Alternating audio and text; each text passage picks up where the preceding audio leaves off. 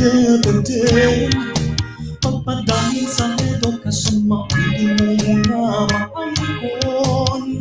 BigaTEN DepEd Northern Mindanao, for the learners there and now, we're always here to serve you no matter how. Pangarap natin abutin, pagsisikapan natin kaming kalidad na edukasyon para sa bata, para sa bansa. Kapuba, kasaligan, kadampan, kadeped. Kapuba, kasaligan, kadampan, kadeped. Ambihan ng Mindanao, DepEd Northern Mindanao. Ambihan ng Mindanao, pagkahimusan at pagbabaw. BigaTEN DepEd pagpadami sa edukasyon, maunting mga maangkon. BigaTEN DepEd Northern Mindanao, for the learners then and now, we're always here to serve you no matter how. Pangarap natin abutin, pagsisikapan natin kaming kalidad na edukasyon para sa bata, para sa bansa. DepEd Northern Mindanao, ambihan ng Mindanao. BigaTEN DepEd, BigaTEN DepEd.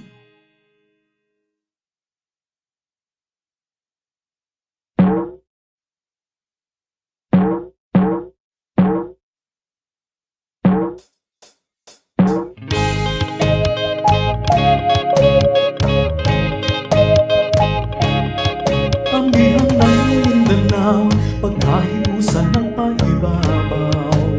BigaTEN DepEd pagpadangin sa edukasyon, maunting mga maangkon. BigaTEN DepEd Northern Mindanao, for the learners then and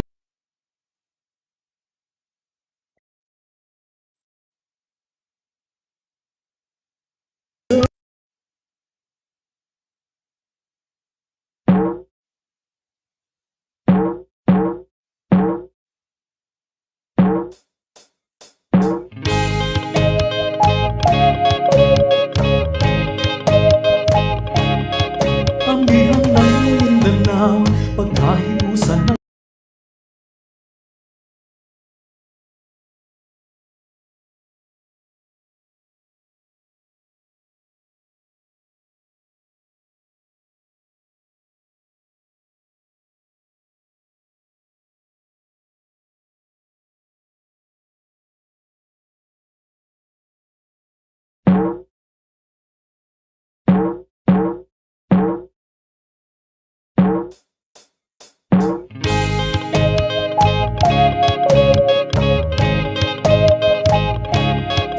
ambihan ng Mindanao, pagkahimusan ng paibabaw. BigaTEN DepEd pagpadangin sa edukasyon, maunting mga maangkon. BigaTEN DepEd Northern Mindanao, for the learners then and now, we're always here to serve you no matter how. Pangarap natin abutin, pagsisikapan natin kaming kalidad na edukasyon para sa bata, para sa bansa. Kapuba, kasaligan, kadampan, kadeped. Kapuba, kasaligan, kadampan, kadeped. Ambihan ng Mindanao, DepEd Northern Mindanao. Ambihan ng Mindanao, pagkahimusan at pagbabaw. BigaTEN DepEd pagpadami sa edukasyon, maunting mga maangkon. BigaTEN DepEd Northern Mindanao, for the learners then and now, we're always here to serve you no matter how. Pangarap natin abutin, pagsisikapan natin kamtin, kalidad na edukasyon para sa bata, para sa bansa. Kauban, kasaligan, kadampan, kaDepEd. Kauban, kasaligan, kadampan, kaDepEd. Ambihan ng Mindanao, DepEd Northern Mindanao.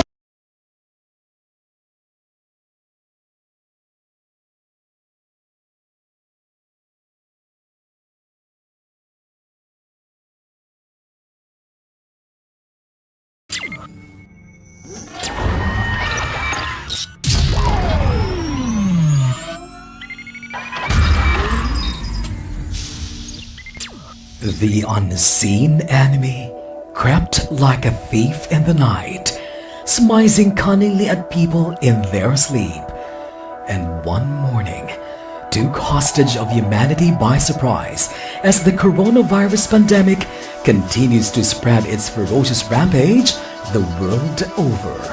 COVID-19 took the different sectors by storm, and education was no exemption. COVID-19 pandemic shocks the world. We didn't see this coming. We were caught unaware. This has created the new normal, and we have to embrace it by addressing the challenges it brings. Determined to pursue the delivery of education amidst the COVID-19 pandemic, DepEd Region 10 launched its banner program dubbed as RX Adobe. The Department of Education, Northern Mindanao, has crafted its learning continuity plans under the banner program RX Adobe, which stands for Region 10 Alternative Delivery of Basic Education. It underscores the alternative delivery modes under the remote teaching and learning. The 14 schools division offices of the region have crafted the learning continuity plans anchored on RX Adobe. Always ready for education emergencies, DepEd Region 10 will continue its tradition of excellence in delivering its services anchored on the department's Sulong Edukalidad program. As we pivot from access to quality, we have to consider a well-developed curriculum, improved learning environment, upskilled teachers, and take into consideration responsive multi-stakeholders cooperation. All this and more are under the program Sulong Edukalidad. But on top of this all, still health and safety are the #1 concerns of the Department of Education, especially at this time of pandemic. Serving with heart. Leading Envisioning straight from the heart of DepEd Region 10.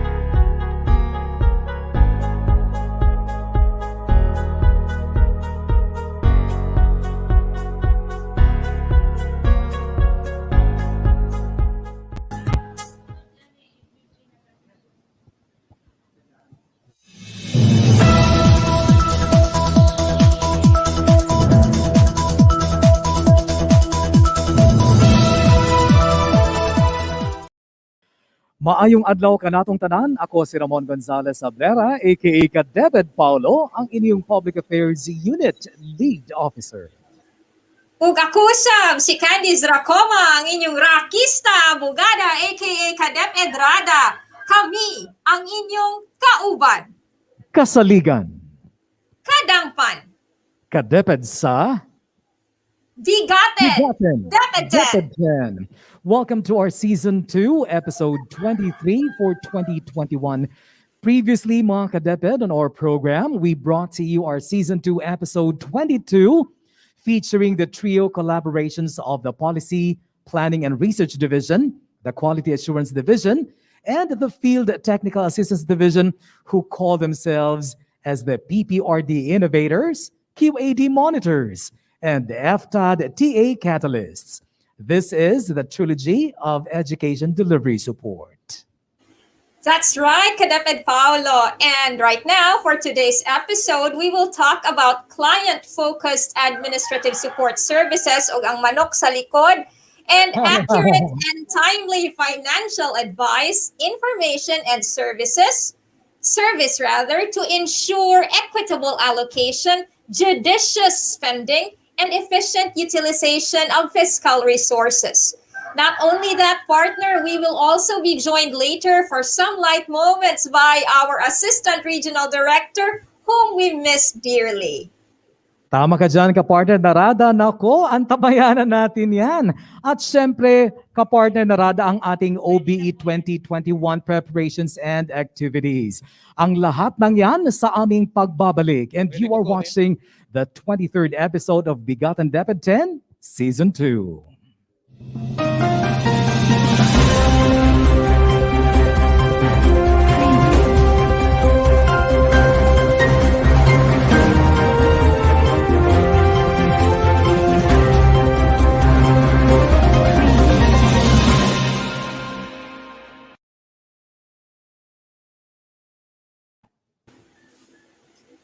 Joining us today, ladies and gentlemen, is our very own ARD, Dr. Victor G. De Gracia Jr. Hello po, ARD Vic. Welcome to the program. Hello po, ARD.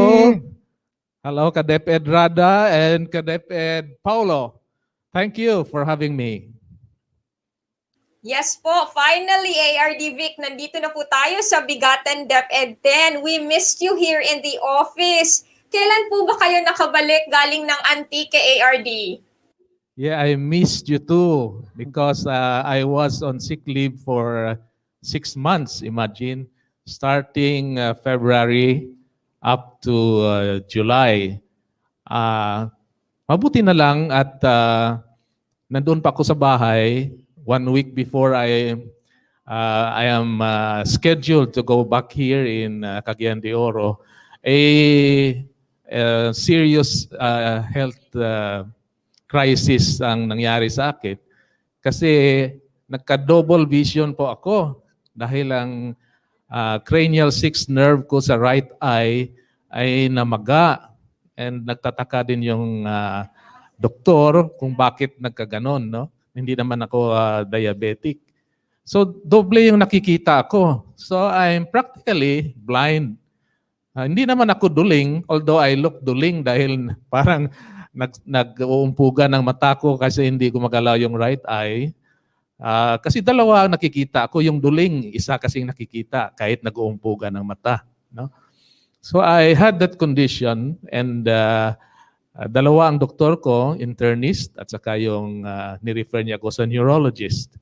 And it was God's blessing na ang neurologist na ni-refer sa akin ay effective yung gamot. So, I just rested for 6 months. Yun ang kanyang advice. And true enough, hindi na ako nakabalik sa kanya. Gumaling yung vision ko.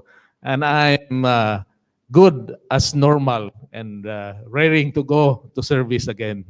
So, I'm very happy and glad that I was able to return last July 31, just in time na lockdown yung starting August 1. No? So I see it as God's providence na I was able to make it. Last trip pala ng flight ng Philippine Airlines yun from Manila to Cagayan de Oro.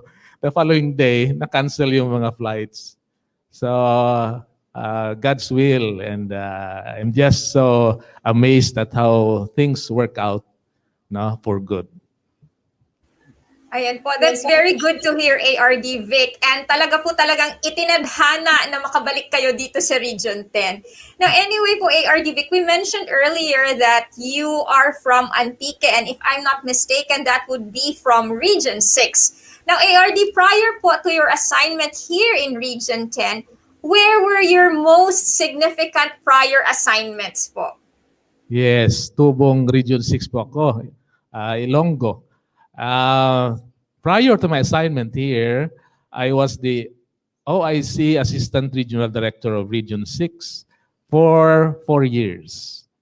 And prior to that also, I was the Schools Division Superintendent of the Division of Guimaras, the province of the world's sweetest mangoes now, kung walang magpoprotesta. Pero masarap talaga mangga doon, no? And prior to that also, again, I was Assistant Schools Division Superintendent of Division of Antique for 6 years. So ang tagal-tagal ko na rin sa serbisyo, no? And I am entering my 62nd year of age, no, this year. Ayan, ARD. Na-mention nyo po, Ilonggo kayo. Pwede bang pasample ng greetings sa mga viewers natin in Ilonggo po? Yes, regional language ang Ilonggo, but my local language is Kinaraya. Paano po yun? Mayad nga agakid ka natin tanan. It sounds like sa yung lingwahe ng taga Bukidnon na indigenous people. May R kami, may swa sound. Ayan, napaka-sweet naman po, ARD. Now, ARD, aside from being our Assistant Regional Director, what other activities or hobbies that keep you busy? Well, since I'm alone in my quarters back there in this compound of the regional office, I do my laundry and I cook. No? And aside from that, so I spend more of my time viewing classic movies and listening to classic songs, especially those hit melodies of my high school and college days. And aside from that, medyo religious, a spiritual person. So I start my day praying, and before I retire to bed, I also pray. So I pray a lot. I pray for everybody, for my family, and for my colleagues, especially here. I pray for you every day. No, ang blessing ng Panginoon na I have all the time for myself to pray every day. Hindi naman ako gumagala ng city, especially now that it's pandemic. So I just enjoy my time in my quarters, no? And I just find things useful and helpful para productive naman ang araw. Nako, ARD, mabuti naman po at talagang binibigyan nyo po ng panahon ng inyong mga interest po. Now, ARD Vic, on a more serious note, as Assistant Regional Director, assisting our Regional Director on instructional supervision, what can you say about the instructional accomplishments of our teachers? Yes, my main job is to assist our beloved Regional Director in leading DepEd Region 10. No? And so, it's all-encompassing job kasi binibigyan niya ako ng assignments, no? And I accept that. And in terms of instructional supervision, I'm very proud of our teachers na itong time of pandemic, they were able to do their job excellently well. I say that because wala naman tayong masyadong naging problema with our learners, no? May mga constraints, but they were able to attend to the needs of our learners. At wala namang naghinto talaga sa pag-aaral. Kasi home-based nga sila, And at the end of the school year, mataas naman ang mga grado ng ating mga kabataan. So I salute our teachers in the field na they did whatever is necessary to ensure that our learners continue learning and will be able to finish schooling last year. No? So kudos to our teachers, and not only teachers but our leaders as well. Kasi kung wala ang mga inspiration ng kanilang school heads, ng kanilang supervisors, ng kanilang superintendents, SDS and ASDSS, then hindi rin magiging consistent ang kanilang performance, no? Kung walang support. So, looking forward to same passion, no, to help our learners this school year. My dear teachers, let's not lose our passion to help our learners this year. Huwag tayong ma-discourage ng pandemic, no, na remote learning pa rin tayo at this time, no, sa coming school year. Let's keep doing our work well. Let's keep the spirit up. Thank you. Ayan, partner, very timely ang message ni ARD sa ating mga teachers considering that we have already started the Teachers Month celebration last September 5 until October 5 ba, partner? Tama ba ako? Tama, partner. Yes po. And of course, we know na hindi lang dapat ang teachers ang ating pasalamatan as we journeyed into a new dimension nung nagka-pandemic, especially in the field of education. Now, ARD, finally po, considering that we are still facing this present pandemic, what would be your advice or message to all our DepEd personnel, our learners, and para na rin po sa ating mga parents and guardians? Yes, I'll start with the parents and guardians, no? Or the adults at home na tumutulong sa ating mga learners in their schooling, no? Malaking pagpapasalamat talaga sa kanila, no? Sa parents, guardians, and adults at home for assisting our learners in their studies, no? Kasi ang teacher cannot be present in the home, kaya ang role talaga ng adults at home ay nagiging critical in remote learning.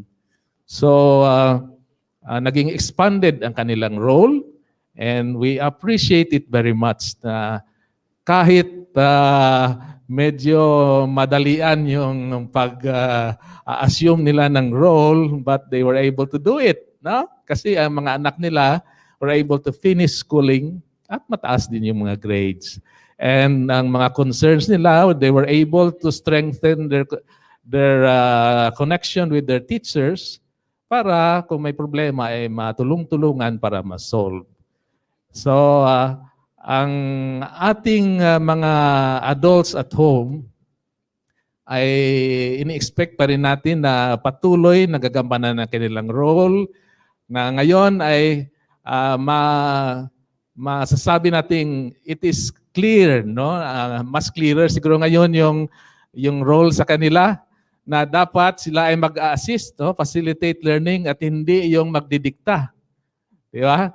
Sa words ni King 2011, sabi niya, ang facilitator of learning should be a guide on the side, and it should not be a sage on the stage. Diba?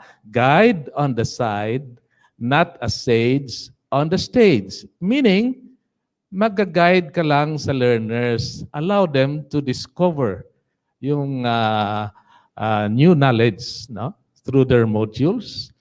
And wag i-check mo talaga ang sarili mo na ikaw ang magdidikta o ikaw ang magsasagot ng mga question, no? Or else hindi matututo ang inyong mga anak. So, guide on the side and not as a sage on the stage. Hindi dapat i-upstage ang ating mga learners, but guide them patiently and lovingly as they discover knowledge. And sa sa ating mga teachers, no, continue to inspire our learners, no, and also our parents. Kasi si William Arthur Ward ang yata nagsasabi na a mediocre teacher tells, a good teacher explains, a superior teacher demonstrates, but a great teacher inspires. So sana ito ang ating role, especially in this remote learning in the pandemic, na mag-i-inspire tayo ng ating mga learners and mga parents, no? Kasama na diyan ang ating personnel, no, na in their service, they will give that inspiration na amidst the stress brought by this pandemic, nakaka-inspire pa rin tayo sa ating mga clients, no? And with our colleagues, to give each one that needed inspiration in these trying times. So, be an inspiration, dear teachers, in this time of the pandemic. Ang kindness, ang care na binibigay natin sa ating mga learners at this time, kasi nahihirapan din sila, is so big a factor for their support in order that they can finish their schooling for the next school year. Thank you. Ayan po. Thank you very much po, ARD, for that very sincere message to our audience, especially to our parents and our guardians and to the adults in general who are assisting our learners. Now, thank you very much again, ARD, for sharing your very precious time with us today. And this will definitely be not the last, as alam ko, partner, we are still looking forward to other interactions with ARD. So there you go, mga ka-DepEd, our very own Assistant Regional Director, ARD Victor G. De Gracia Jr. Thank you po. Ayan, thank you, ARD. Ayan po, at bago tayo magpatuloy mga ka-DepEd, panuorin muna natin ang mga ginagawang paghahanda ng ating mga eskwelahan at dibisyon para sa nalalapit na pagbukas ng klase. Ito ang Brigada Eskwela ng Sangay ng Camiguin at ng Mulugan National High School, Sangay ng El Salvador City. Maayong adlaw, maanyag na isla sa Camiguin. Kumusta ka mong tanan? Pwede kami sa aming partner, alang sa kapinasahing na episode, ang atang launching of the 2021 Brigada Eskwela. Hindi ang iyong gala ay si Tara Bayocot. O kiniusap si Winnie Luna Nahian ang inyong kanunay nga kauban sa pagservisyo niya sa akong Departamento sa Edukasyon din sa Department of Education Division of Calgit. In this year's Brigada Eskwela, we have adopted the classes na sa inyo na ito, pinapangay niya itong tao, kaya kailangan, unahan.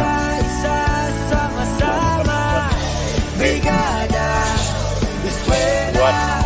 Ilang Brigada Eskwela, kada tuig Department of Education Regional Office headed by Regional Director Arturo Bayocot. Hawak kamay, sabay-sabay, kapit-bisig, buong bayan, tara na, kumilos na. Tulong-tulong sa pagsulong, hatid na kalidad sa edukasyon, sa kabataan, saya at dunong, buong madla sabay na aahon. Panahon na naman ng brigada, bigisin lakas at diwa.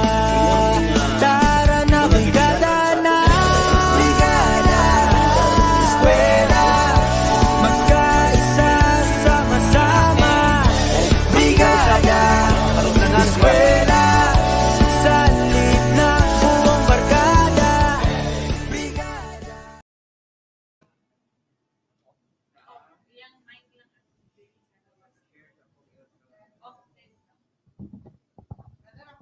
Mulugan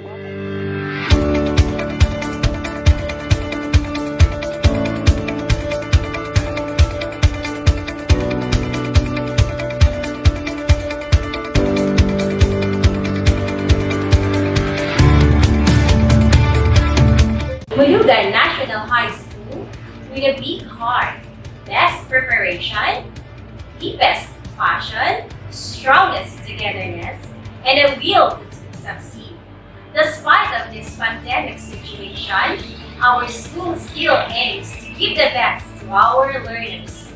Before I would like to present this Brigada Escuela 2020 accomplishment, I would like to say thank you for those who helped and extended their support to our school.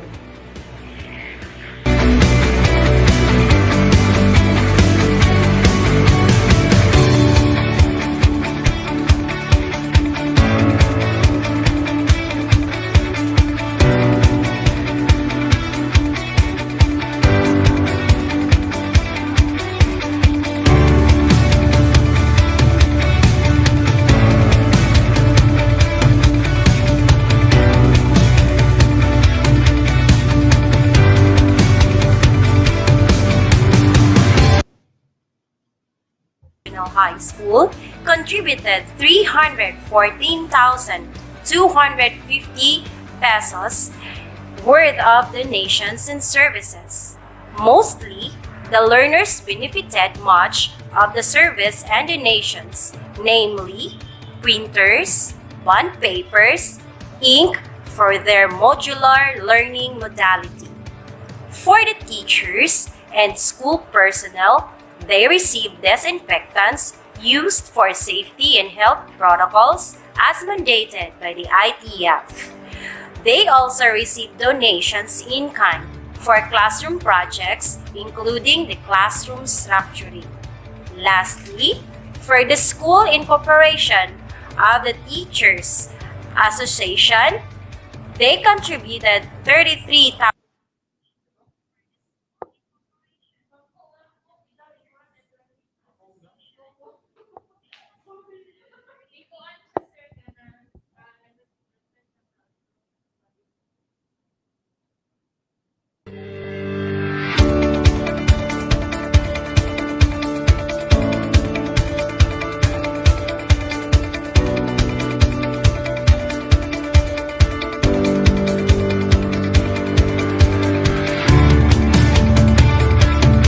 Mulugan National High School with a big heart, best preparation, deepest passion, strongest togetherness, and a will to succeed.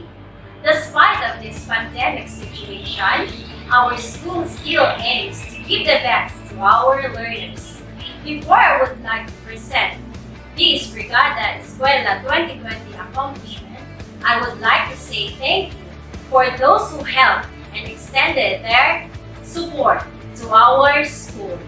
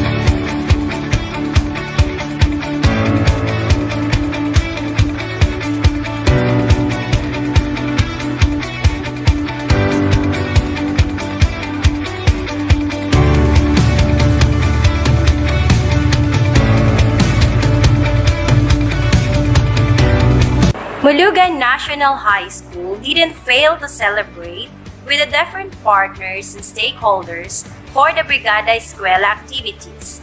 This kind of impact of our partnership engagement activities were measured in terms of the learners, teachers, and non-teaching personnel benefited by the activity. The different stakeholders of Mulugan National High School contributed 314,250 pesos worth of donations and services. Mostly, the learners benefited much of the service and donations, namely printers, bond papers, ink for their modular learning modality. For the teachers and school personnel, they received disinfectants used for safety and health protocols as mandated by the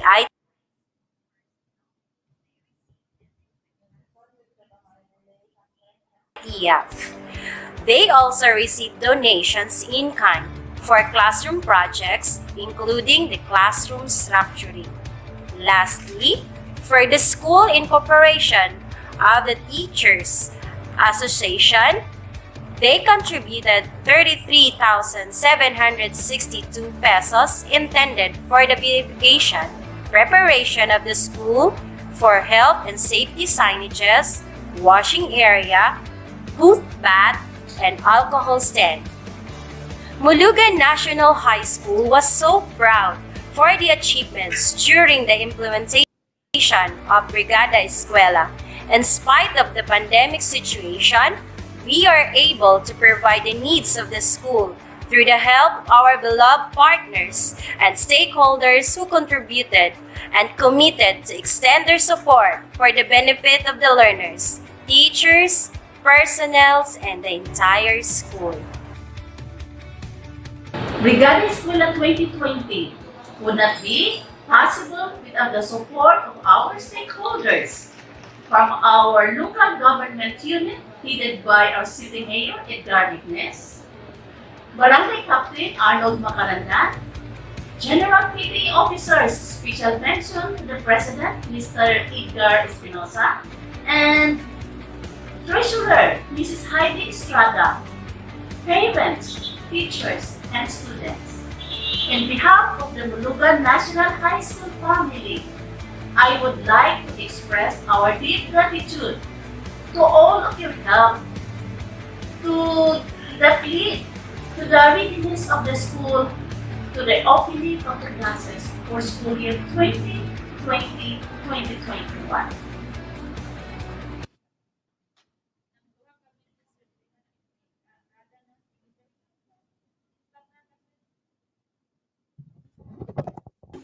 Ayan po, nagbabalik ang BigaTEN DepEd X. Naku partner, lisod yun ko atong video feed gikan pa sa Mulugan kay medyo na ay time gap. Oo.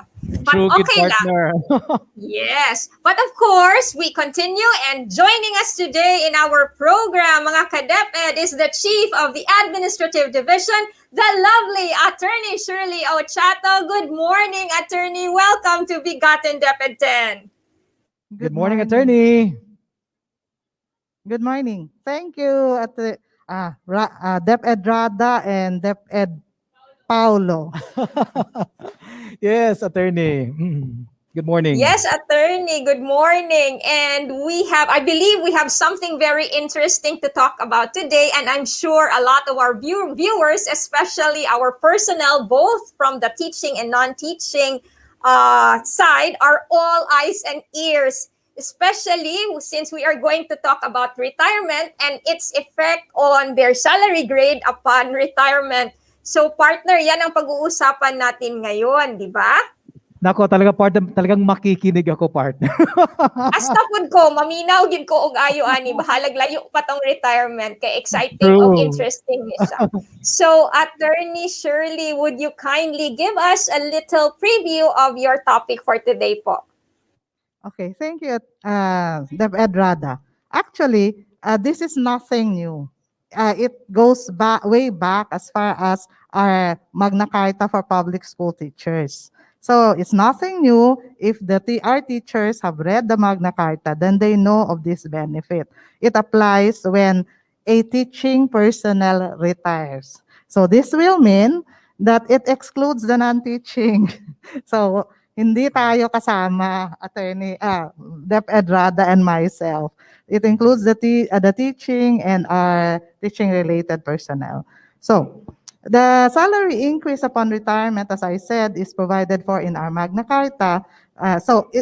Section 26 of the law provides that if a public school teacher retires, provided that they have complied with the age and service requirements, then they are given one salary grade higher upon their retirement. In consonance with this, or in keeping with this law, there was a joint circular that was agreed by, entered into by DEX, then DEX, because it's 1997, DEX, CHED, GSIS, and DBM. They went further and said that aside from getting one salary grade higher, you also retain the step that you earn. So meaning, if you retire salary grade 23, for our supervisors or districts in the division or in the region, then and then you're already step 8. Upon your retirement, subject to compliance to the requirements of the retirement law, you get salary grade 24. You are issued a notice of salary adjustment. Your salary now will be a salary grade 24, step 8. So when will that be material? This is material insofar as important when it comes to computing your terminal leave. So instead of getting your salary computation equivalent as under salary grade 23, you now get the 24 rate, step 8 pagyod, by my example. So that is what is contained in our joint circular. What is provided for, however, I may emphasize that the condition is that you comply with the age and service requirement under the retirement law. So what does the GSIS retirement law provides? It says that the retiree must have rendered at least 15 years of service, is already 60 years old at the time of retirement, and is not receiving a monthly pension benefit from permanent total disability. So as I said, this is nothing new. So why am I mentioning it now? I am mentioning it now because of a certain case that we encountered this year. We were reminded by DBM that on the existing provisions, because the case involved a teaching personnel who applied for another early retirement prior to reaching 60 years of age. So the reminder given is that the teacher, to be able to get the step increment provided for under the Magna Carta, must have met all the age and service requirement, and this means that if a teacher retires before reaching the 60 years of age, then most likely the entitlement to the one salary grade may not be granted. So that is the reason why this was returned by DBM to us. So that's basically the gist of the discussion. There are, of course, other nuances, but that will be our basic, the matter that we would want to emphasize. Ayan, attorney, malipay ko anak kay pasok po ko anak, di ba? 15 years. Yeah. 15 years, dapat ma-retire ka 60 years old. So ganahan ko anak, attorney, kay pasok ko anak. Anyway, attorney, let's talk about this Exchange Visitor Program or EVS. Murag, dili kay ni siya familiar sa ako, attorney. Unsa ni siya about? The EVS, and I hesitate to discuss this kay basin mag-apply ka. is an exchange visitors program. Tanaw na ko, attorney, ha? Pamatig ko, ani, tanaw na ko mo. This has existed actually a long time ago. Recently, remember, there was this prohibition because of the COVID, but a joint circular was entered into and released by our secretary under the memorandum number, so cited, nakita man siguro na ninyo, which provides that the EVS program is now again open. So the US specifically is accepting teachers from the Philippines to go to the US under the exchange program. That's basically the gist of it. Now, Attorney, mo ba na sa katong daghan ka na misita diri sa atuang regional office, mo na attorney? siya. This is actually the hot topic or action for the month. Na mahurot man ka, attorney, atong mga teachers. That is one concern that we normally also get, di ba? Kaya basig mahurot kay dollars man. Because the program, aside from of course meeting the requirements nga, the intention is to provide for cultural exchange, also allows for temporary appointment on the part of the US with provisions on salaries. Di na lang ako isaba, kaya basig mo ato ka na-get I feel. But it is so indicated in the agreement. Now, so the memorandum that I cited is provided information or reminded the teachers that as a requirement to availing of this program, the teacher must have secured clearance from the school, at from the school level to the division up to the regional office. Okay? So, and that is what we have been receiving, requests for clearances with the endorsed from the school to the division to the region. The clearance is based on the absence of any existing liability of the teacher from any accountability in the form of issued equipment, existing loans, pending administrative cases, and other analogous circumstances. So, wala na. Daghan naman ta teachers nag-apply. However, by July 2021, what we have, the applications that we have endorsed to the central or forwarded to the central office for relative to this application came back from central office. And the return endorsement was signed by then Yusek Mateo, our Undersecretary for Planning and Human Resource and Organizational Development. It mentioned that the contract, as a rule, provides for a minimum period of 1 year to 5 years. And that DepEd considers the agreement as a personal agreement between the teacher and the US or the schools where they are where they will apply for an exchange program. So this is accordingly as worded, it is not sanctioned by DepEd. So it is considered personal.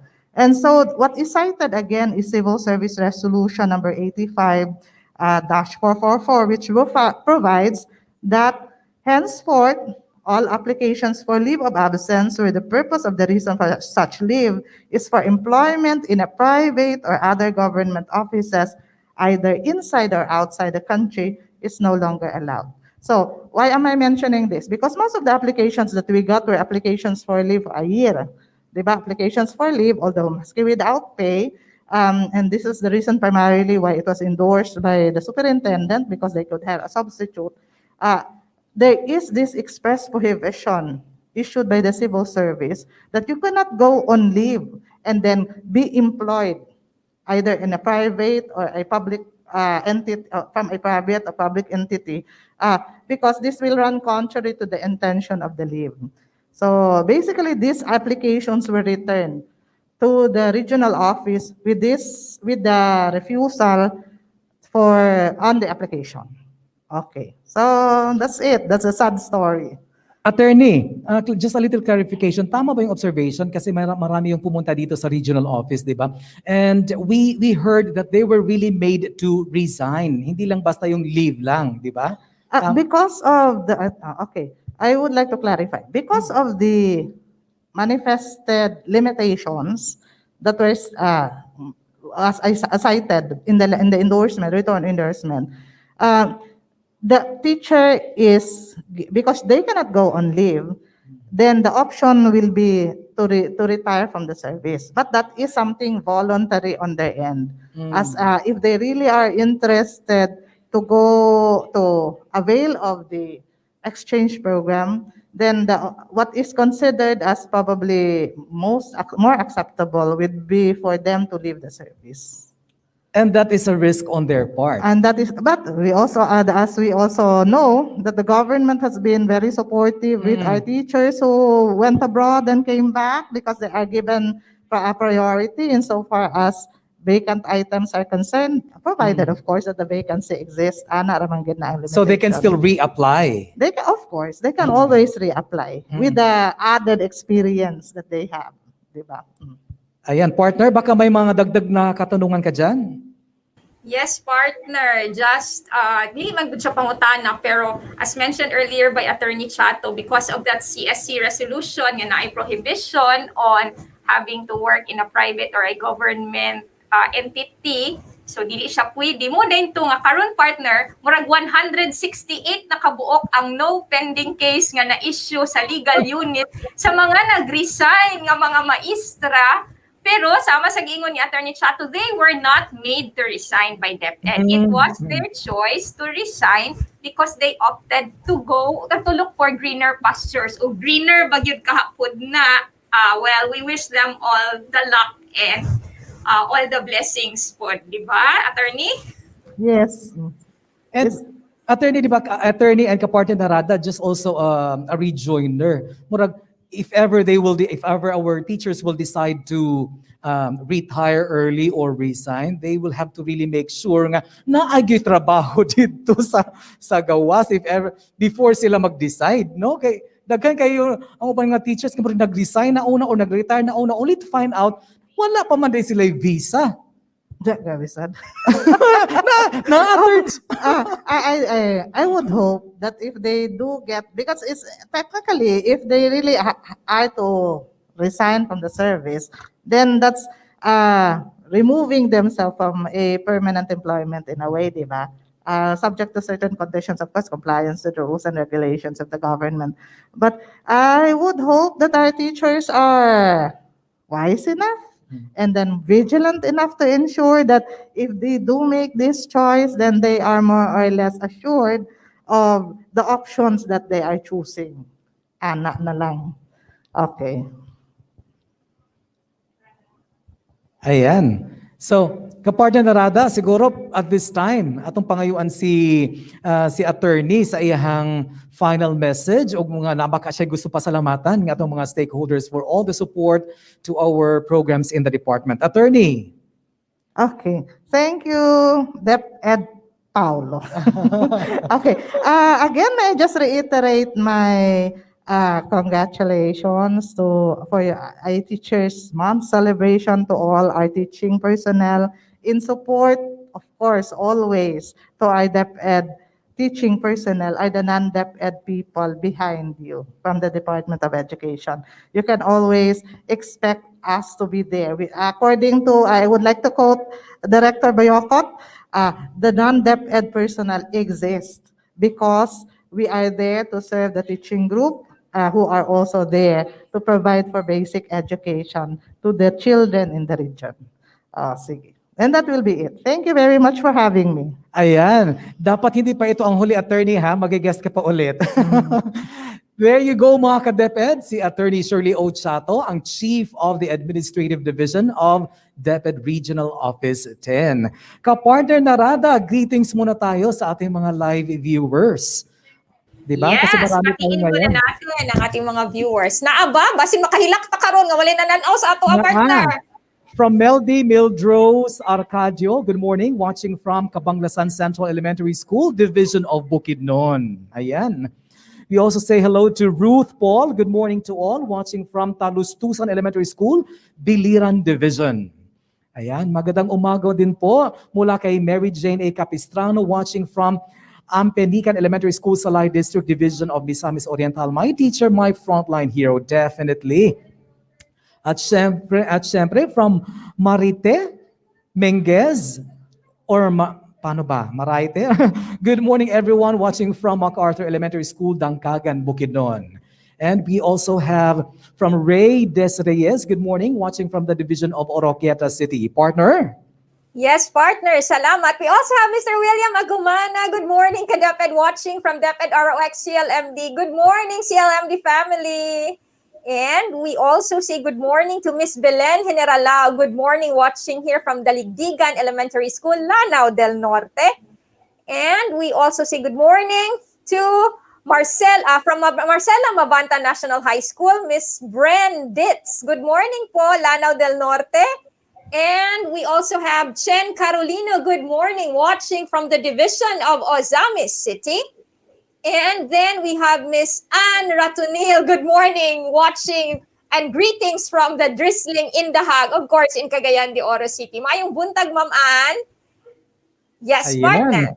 Siguro, babalikan natin yung mga viewers natin later on, partner. Anyway, panoorin naman natin ngayon ang mga ginagawang paghahanda ng iba pang mga eskwelahan at dibisyon para sa nalalapit na pagbukas ng klase. Ito ang Brigada Eskwela at Oplan Balik Eskwela ng Sangay ng Misamis Occidental at ng San Nicolas Central Elementary School, Sangay ng Bukidnon.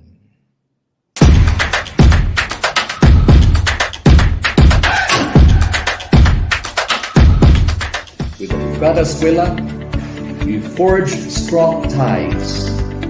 We build a lot of good things, creativity, and a sense of co-ownership by all Filipino residents of the Mission of Misamis Occidental. Welcome, everyone. Bayanihan, pagtutulungan, walang kupas na kaugalian. Natagatibay, sinasabuhay, galak sa puso ay walang kapantay. Panahon na naman ang brigada, pabigisin lakas at diwa. Tara na brigada na, kaisa sama-sama.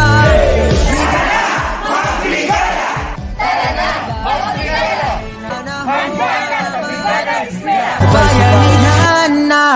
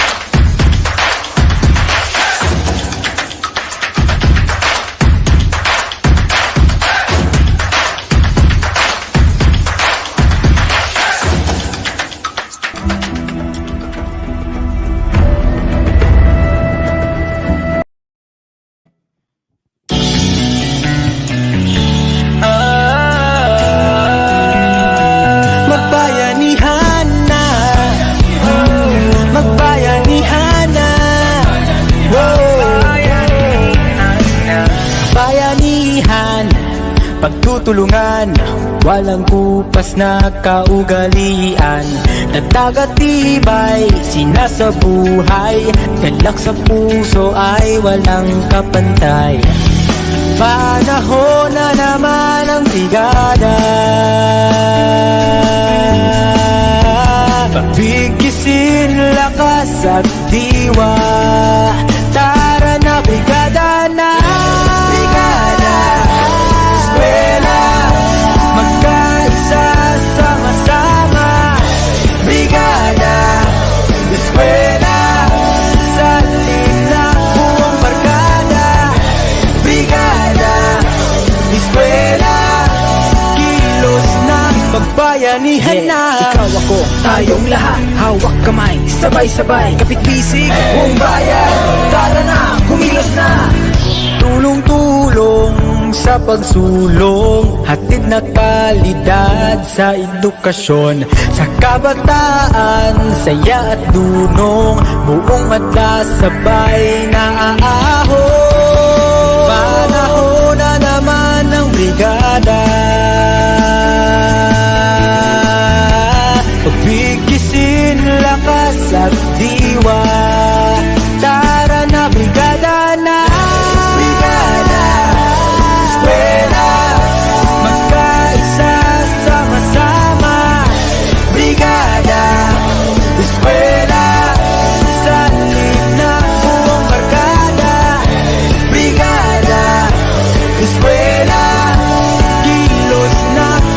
Bayanihan na Brigada Eskwela Kilos na Magbayanihan na Brigada Bayanihan na Bayanihan na.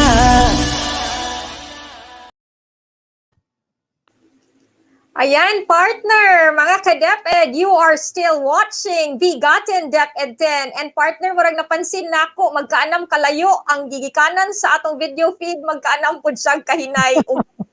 But anyway, nasabtan naman gyapon nato. Di ba, partner? Yes, partner. Okay, and mga ka-DepEd and ka-DepEd Paulo, ngayon naman ay kasama natin ang dibisyon ng pananalapi. Ganahan kay kung storyaan ang award partner nga murag dunyatik bitaw ko ay pananalapi kanang salapi. Of course, partner, we love our own Filipino. Yes, nindot kaayo ang term nga dibisyon ng pananalapi sa pamumuno ni Chief Mary Ann Dineri. But joining us today is the Supervising Administrative Officer or the SAO of that division, si Sir Ian O. Cabahog, CPA, si Administrative Officer 5 Minerva P. Gabule, CPA, and Accountant 2 Maricor E. Perez, also a CPA. Sir Ian, good morning and welcome to BigaTEN DepEd 10. Ayan, parang naka-off yata yung microphone natin. Ayan, yung microphone natin, Sir Ian. Okay. Good morning po, ka-DepEd Rada, ka-DepEd Paulo. Good morning and special greetings to our Regional Director, RD Art Bayocot, ERD Vic de Gracia, and to our Chief, Mary Ann Dineri. I think she is watching on Facebook.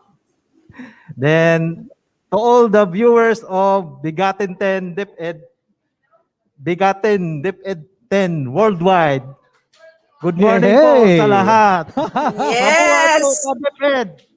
Ayan. Ganahan ko anong giingon ni Sir Ian nga to all our viewers worldwide.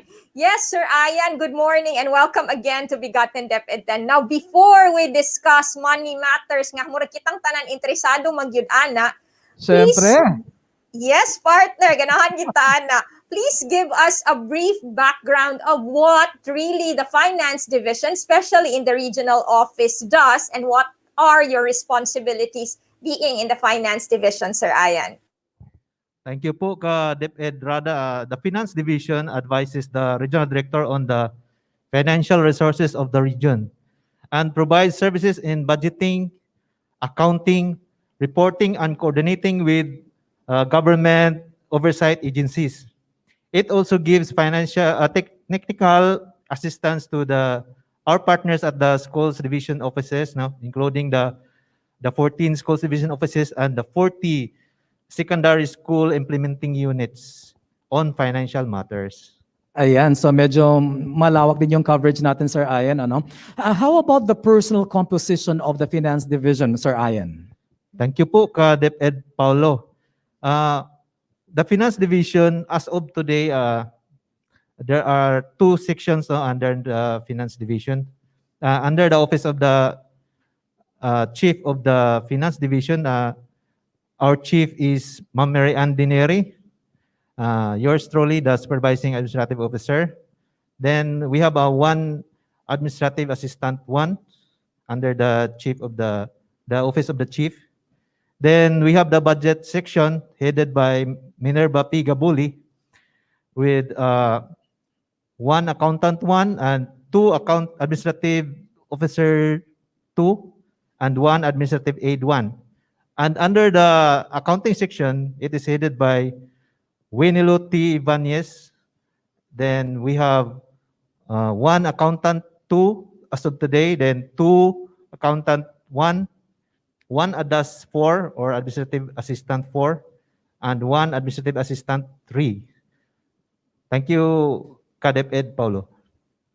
Ayan, mga ka-DepEd and partner, murag daghan-daghan sila, bibo sila dinha sa finance division kay murag. They are one big happy division in the regional office. Now, thank you, Sir Ian, but babalikan po namin kayo mamaya to ask for more information or for a message perhaps from you. Now, also to discuss the main functions of the budget section, as mentioned earlier by Sir Ayan, we have with us today also Miss Minerva P. Gabule. Good morning, Ma'am Minerva, and welcome to BigaTEN DepEd X.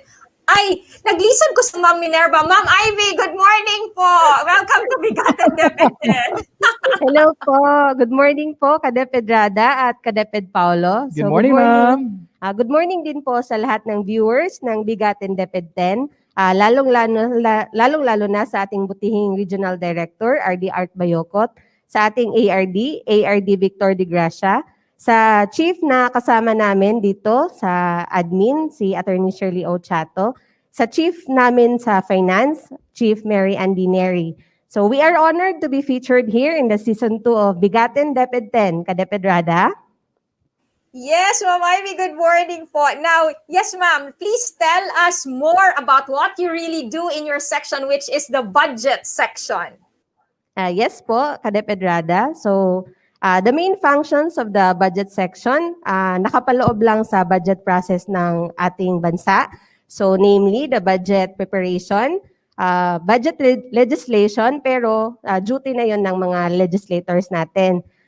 Mayroon kaming task sa budget execution at sa budget accountability. So, sa budget preparation, so we direct and coordinate activities for formulation, monitoring presentation, and submission of budget proposals to DepEd Central Office.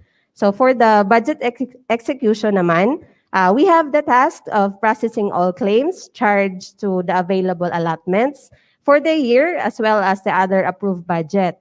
And lastly, for the budget accountability, we prepare and submit the various budgetary reports to oversight agencies. So those are the main functions of our section, Kadeped Rada. Ayan. Ma'am Ivy, as Regional Budget Officer naman po, what are the tasks that pertain to our schools division offices and the schools? Of course, di ba syempre, aside dito sa regional office, paano ba yan? Paano ba yung trabaho ninyo dyan? Yes po, Kadeped Paulo. So we are coordinating and assisting the 14 schools division offices and 40 secondary implementing units on the budgetary matters as well as the consolidation of various budgetary reports in compliance with the existing requirement of oversight agencies. So, Kadeped Paulo? Yes, partner, na ako'y pangutana na si Yes. Ma'am Ivy has mentioned nga 14 SDOs and 40 kabuok secondary nga IUs or implementing units. Now, considering the present pandemic that we are facing right now, Ma'am Ivy, how do you carry on still with your functions, especially on the part where you have to monitor the submission of the consolidated reports from the SDOs po? Yes po, Kadeped Rada. So we are using the available online platforms like the FB group messengers to convey instructions to the operating units natin. So we also have the Google Sheets for gathering of reports. And then we have the Zoom meeting or Google app for the virtual meetings. So in more than a year of this pandemic, DepEd Rada, so we are able to carry out the functions, especially in the submission of correct and complete reports to oversight agencies on the required timeline. So ang Region 10, hindi po talaga nagpapahuli sa pagsasubmit ng complete and correct reports sa mga oversight agencies, lalong-lalo na sa ating DepEd Central Office. So for this, we would like to thank our budget counterparts in the schools division offices, including our 40 secondary implementing units. So, and may I add, Kadeped Rada, that to carry out on the functions of the budget, we are honored to be of service and thankful to the program holders that even in this pandemic, they really execute the actual activities that are embedded in the budget entrusted to our agency. So, kami lang is nagmang-manage lang kami. So, ang nag-e-execute talaga is kayo na mga program holders namin. So, yun lamang po, Kadeped Rada. Kadeped Rada, maidagdag ko lang ha. Di ba Ma'am Ivy, parang nag-top 2 yata tayo, if I remember it right. Di ba? Meron tayong award na na-receive eh. Di ba? Naalala mo yun? Yes po, Mm. ka-DepEd Paulo. Last year po, naging top 2 tayo sa budget utilization rate overall in DepEd Philippines po. Ayan. Oo, that only shows na talagang very effective at saka efficient yung pamamahala natin sa Finance Division. Yes po. Ka-partner.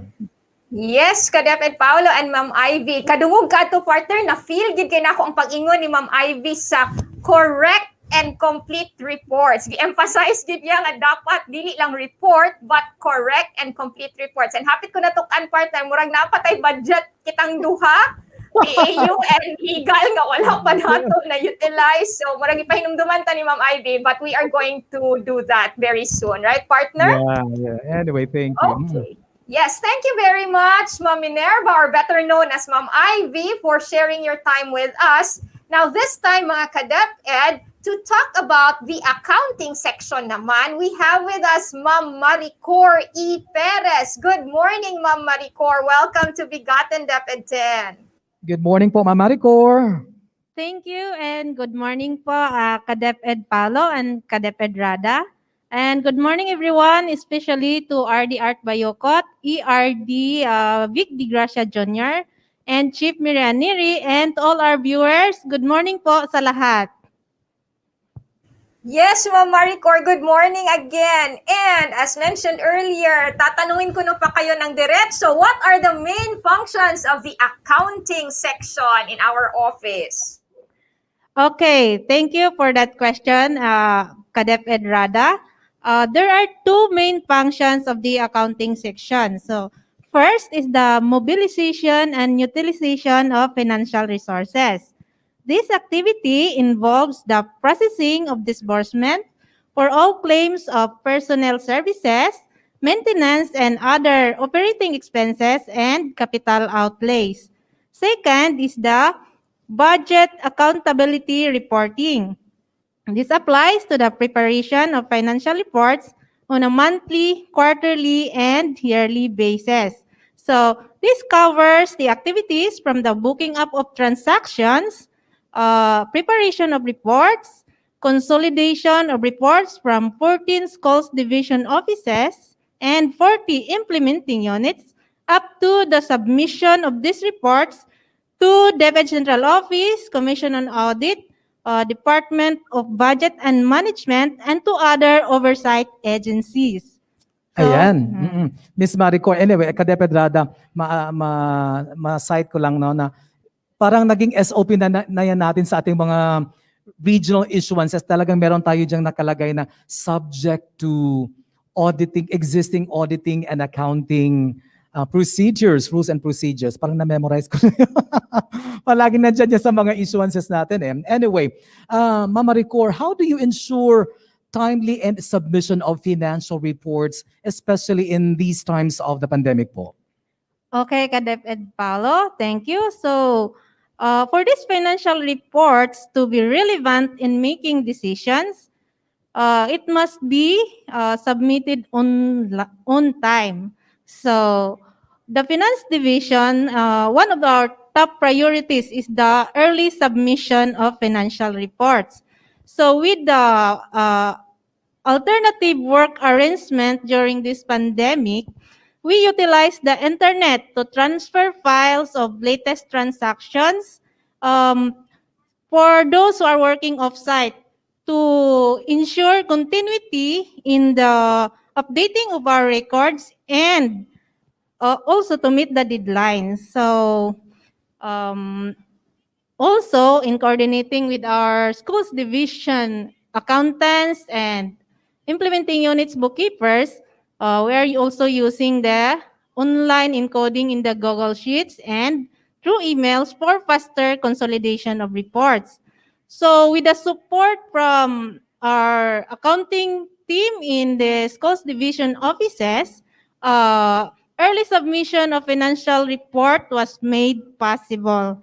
And with that, we are always thankful to our schools division accountants for their continued cooperation that enable us to promptly submit our financial reports. Okay, so that's it po, ka-DepEd Paulo. Ayan, thank you po. Ka-partner.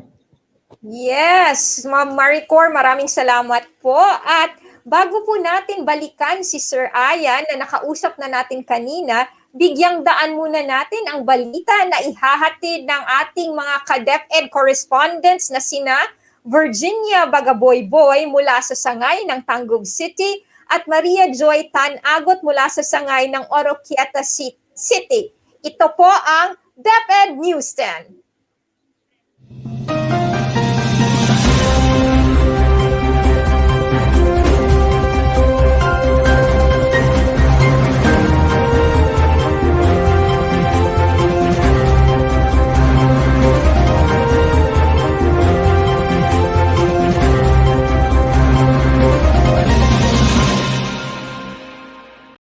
Maayong adlaw mga ka-DepEd! As we prepare for another challenging year in the delivery of quality education, Tangub City Division made very important steps in educating the 18,065 Tangub stars. Laing pagpangandam na gibuhat sa dibisyon, maong pagpahigayon sa nagkalain-laing mga training workshops, kagisundan ni Agosto 30 hangtod September 3, 2021. Kinigihimo, aron ma-revisit o ma-enhance ang mga self-learning materials. Ang mga trainings, bilang uban sa mga pili ng mga magtutudlo sa matagtulungaan sulod ni ining dibisyon. Ang mga piniling magtutudlo sa napulo ka mga learning areas itahasan sa pag-sort sa mga learning materials ug nasuta nga adunay 5,426,828 nga mga self-learning materials na mahimo pang gamiton ni ining tuig tingtungha 2021-2022. Kabahin sa pagpangandam, gibuhat sa dibisyon, mao ang pagsuta sa mga gikinahanglan ng mga related RBI and PBBI self-learning materials. Ngay pang-apod-apod sa mga kabataan karong umaabot na pagbukas sa klase September 13, 2021. Kini si Virginia Sultan Bagaboy-Boy, ang inyong ka-DepEd sa Tangub City Division. Kapagandang sa Glaunanda. SDS Rinaldo A. Manuel Jr., CESO, personally greeted the division's #1 partner in progress, our city mayor, Honorable Limon Merrick M. Acosta, for his birthday on Thursday, August 19, at the city mayor's office. Superintendent Manuel Jr. also visited another active collaborator in educational development, our Governor, Honorable Philip T. Tan, in Tangub City to greet him on his birthday on Friday, August 20. On August 23, he maintained his school visits to see to it that DepEd programs and projects are implemented, including Brigada Eskwela at Uplan Balik Eskwela, and to determine suitability and hygienic conditions of school sites, buildings, and schoolhouses. In consonance, ASDS Roberto D. Naperi Jr. continued the field review and validation of IPCRF and OPCRF with his team recently in MONHS on August 24. The week-long Gulayan sa Paralan second round evaluation was also conducted by the division team headed by the GPP Division Coordinator, Mr. Raymond Atay, and was concluded on Tuesday, August 24. Para sa BigaTEN DepEd 10, kini si ka-DepEd Maria Joy Tan-Agot, gikan sa Oroquieta City Division. Abante at Raka, kay sa Oroquieta, bata ang bida, bral palad-palad.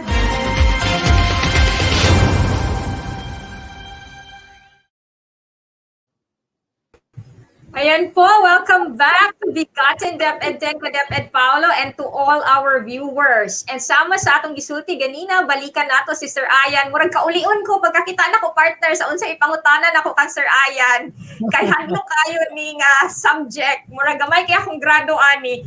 Anyway, as promised earlier, we will be talking about withholding tax on compensation.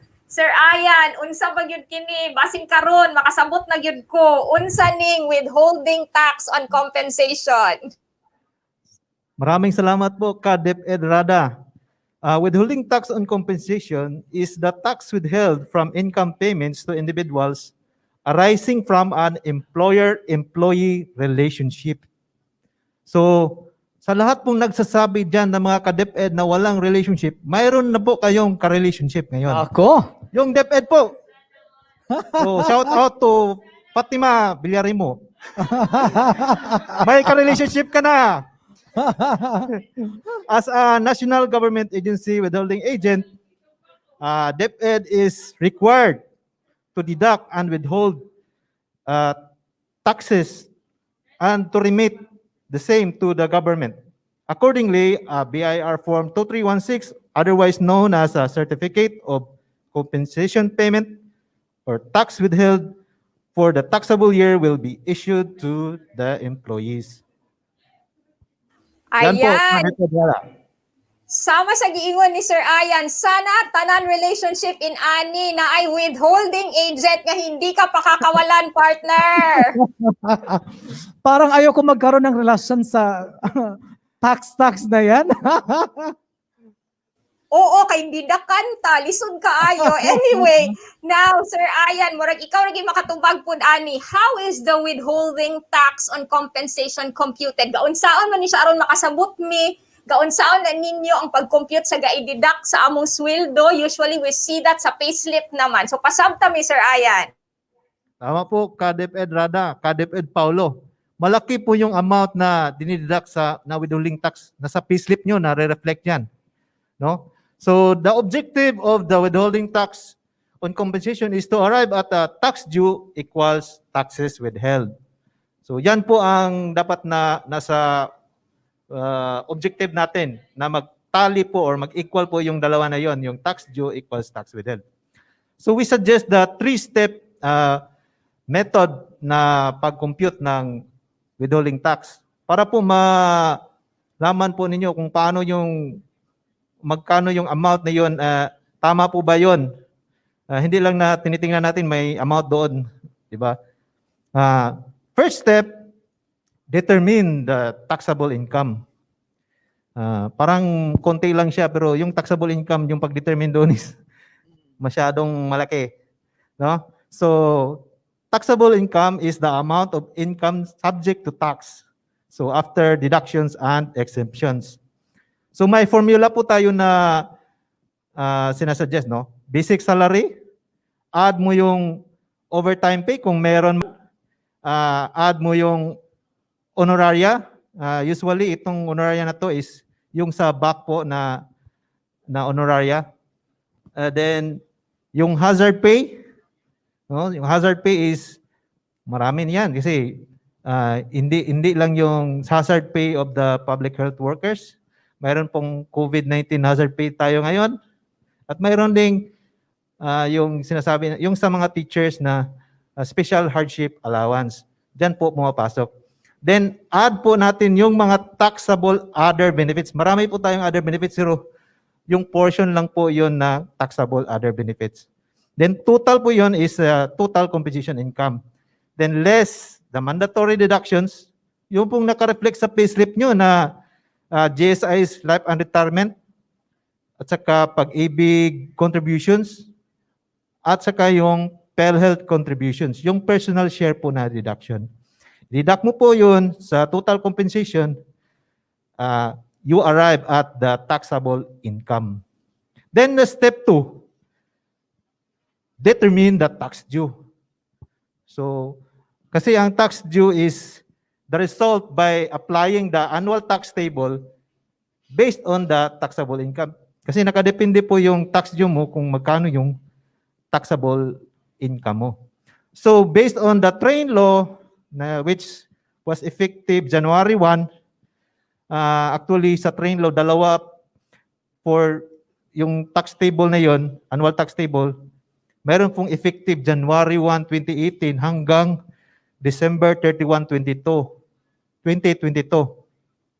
Then may effective January 1, 2023, starting 2023, mayroon na pong ibang tax table. That will be, the tax table will be used January 1, 2023 and the years thereafter. Pero sa train law kasi, nag-effect kasi to 2018. So, hanggang 2022 po na tax table, ito po yung tax table na to. So, if taxable income is not over 250,000, yung tax due po is 0. Then, if the taxable income is over 250,000 but not over 400,000, the tax due is 20% of the excess over 250,000. Then another bracket is if the taxable income is over 400,000 but not over 800,000, the tax due is 30,000 plus 25% of the excess over 400,000. Then another bracket is over 800,000 but not over 2 million. The tax due is 130,000 plus 30% of the excess over 800,000. Then another bracket is over 2 million but not over 8 million ang taxable income po ninyo. So the tax due is 490,000 plus 32% of the excess over 2 million. And finally, yung last na bracket is over 8 million na taxable income. Yung tax due po is 2,410,000 plus 35% of the excess over 8 million. Yan po ang existing na tax table natin ngayon na ginagamit for 2021. Then, step 3. So, determine the amount of withholding tax. Now, na-compute na natin yung tax due. Yung withholding tax is equal to the tax due divided by the number of months or 12 months for the year. That is for the regular months, no? Then, or the tax due is less the actual taxes withheld divided by the remaining number of months of the year. That is during year-end tax adjustment. Initially kasi po, ka-DepEd Paulo, ka-DepEd Rada, for January, no, usually, at saka before nagkakandak ng year-end tax adjustment, which is usually done starting September hanggang December yun, for the month January up to the month before the year-end tax adjustment, the computation is based on indicative or simulated amounts.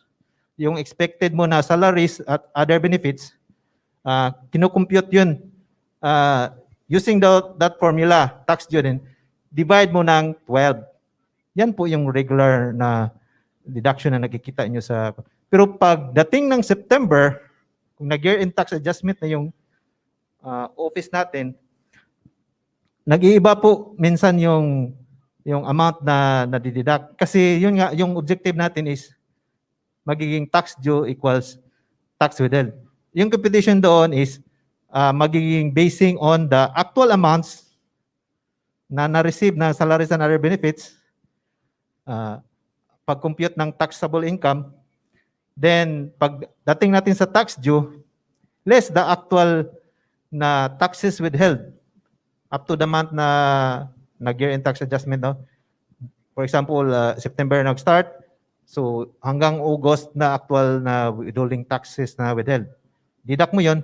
Yung balance doon is i-divide mo ng the remaining months. So for example nga, sa ating sample, September siya nag-start.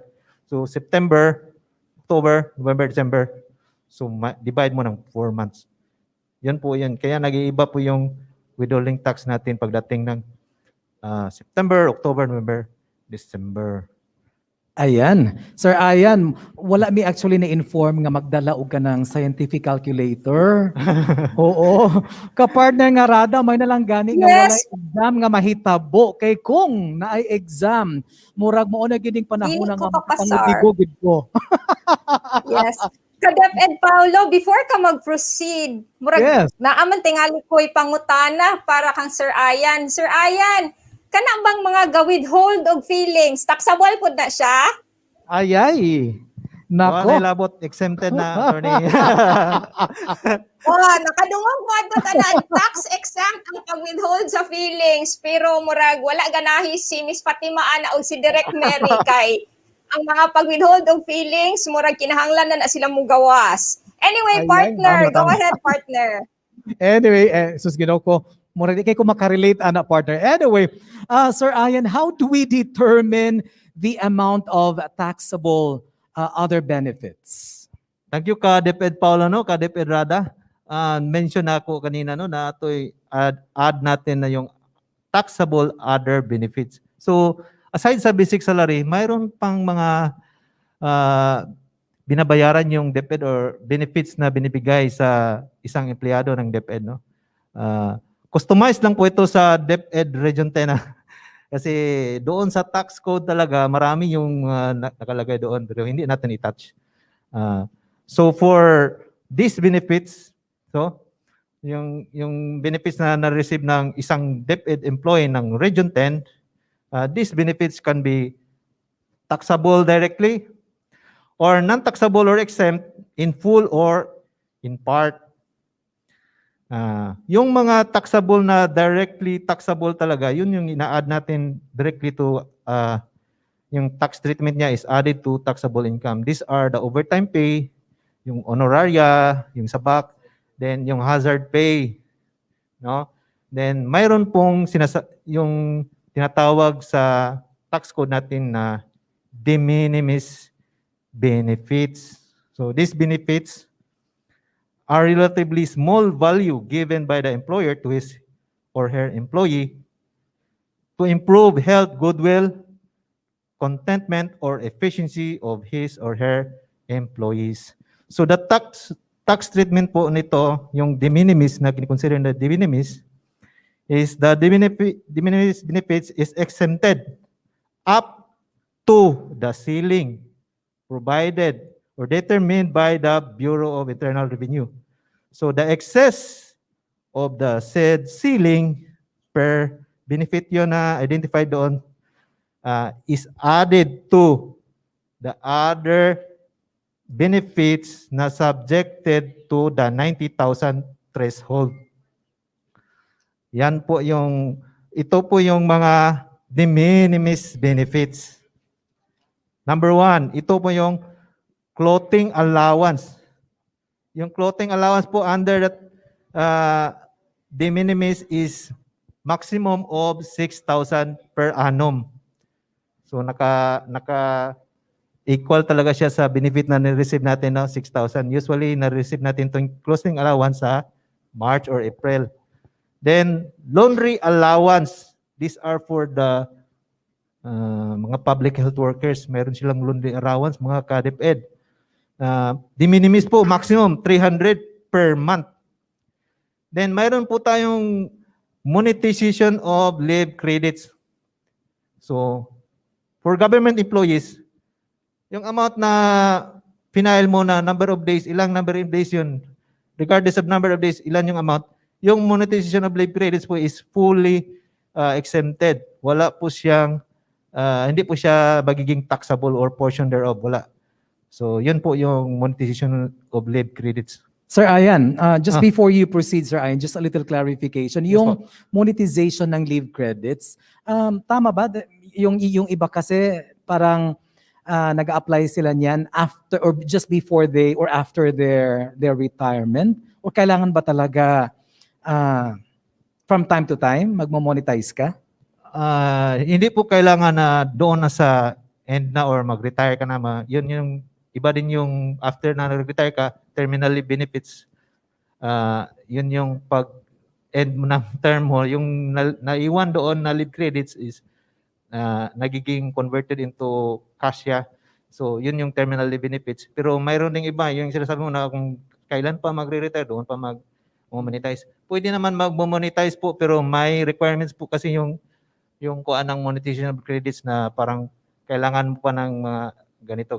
So medyo may mga details po doon. Okay. Pero hindi po kailangan na doon pa sa end of kailan ka na mag-retire. Kasi mayroon nga iba na requirement, yung requirement na sample doon is kung kailangan namang yung sa emergency na kuan ng Pero health. pwede rin Ang po. ganun. Oh, yan po. May mga requisites lang siya doon. Okay. I-observe natin. Then next po, yung CNA and Productivity Incentive Schemes, no? Parang grupo to na mga benefits. Yung de minimis nito is maximum of 10,000 per annum. So ano po yung mga benefits nito na kagrupo ni Productivity Incentive Schemes? Ito po yung Collective Negotiation Agreement Incentive or CNA. No? Hindi po to regular. Then, mayroon pong Productivity Enhancement Incentive or PEI. Ito po, standard po to, standard deduction, na-receive po natin to. 5,000 to be received not earlier than December 15. Then, mayroon po tayong PBB. Congratulations sa mga SDOs. Mayroon na silang PBB, na-release na yung PBB nila. Wow, sana all. Sana all nga eh. Yung regional office, wala pang PBB. PBB lang nandito sa conference room. Then, hindi. Merong, yung direct namin, Sir Aya, tsaka si Miss Fatima, meron siya. Meron siya Oo, PBB? meron siya. hindi nga PBB, pero pabebe. Pabebe. Oo. Yun nga. Okay. So, yung last na kagrupo doon is yung Service Recognition Incentive. Just in case kung magbibigay pa ulit, no? Depende kasi yon sa guidelines doon. So, yung total doon, nung kagrupo na yon, maximum lang doon is 10,000. Yung excess naman ng 10,000 is i-add mo doon sa other benefits na subject to the 90,000 threshold. Then mayroon din pong another grupo ng mga benefits. Ito yung gifts given during Christmas and major anniversary celebrations. The benefits considered as de minimis po siya, maximum up to 5,000 per annum. So yung kagrupo nito is yung cash gift, which is 5,000 pesos to be received not earlier than November 15. Malapit na rin. Nako, malapit na yan. Mayroon din tayong yung anniversary bonus. Yung anniversary bonus ng pagka-found ng DepEd po, hindi lang po ng kwan. Pero binabudget po ito ng kwan. Wala po tayo ngayon. No? Then 3,000 po yun kung sakaling makareceive tayo. Then yun pong World Teachers Day Incentive Benefit or WTDIB. Malapit na ito ma-receive na mga teachers. Happy Teachers Day, World Teachers Month. Yeah, happy Teachers Month. So not early, this is in the amount of 1,000 pesos, not earlier to be received by the teachers, not earlier than October 5, which is the World Teachers Day. No, timing talaga yung pagbigay ng 1,000 na yun. Then, mayroon din po tayong mga non-taxable other benefits. Yung treatment niya is full amount talaga siya exempted, no? Ito po yung pera or personnel economic relief allowance. That is monthly, no? 2,000. Exempted po yon. Then yung representation and transportation allowance or rata ng mga head of offices at saka yung mga chiefs, meron po yan sila pero exempted po yan. Yan pong dalawa na yon. Then finally, yung last na group, ito yung other benefits subject to the 90,000 threshold. Yung tax treatment po kasi nito is exempted up to the 90,000 pesos na threshold. Yung excess po nito ng 90,000, this will be added to the taxable income. Yun po yung nakikita nyo doon sa formula na ibinigay. Add natin yung taxable other benefits. Ano po yung composition nito? So, una, ano po yung nare-receive nyo every May? Yun po yung mid-year bonus. 1 month salary, di ba? Then not earlier than May 15 siya ma-receive. Then, secondly is the year-end bonus. Equivalent to 1 month din po siya ng salary natin. not earlier than November 15. Kasabay po siya ng 5,000 na kasigit, no? Kaya yun yung November 15. Maraming pera si DepEd Paulo niyan.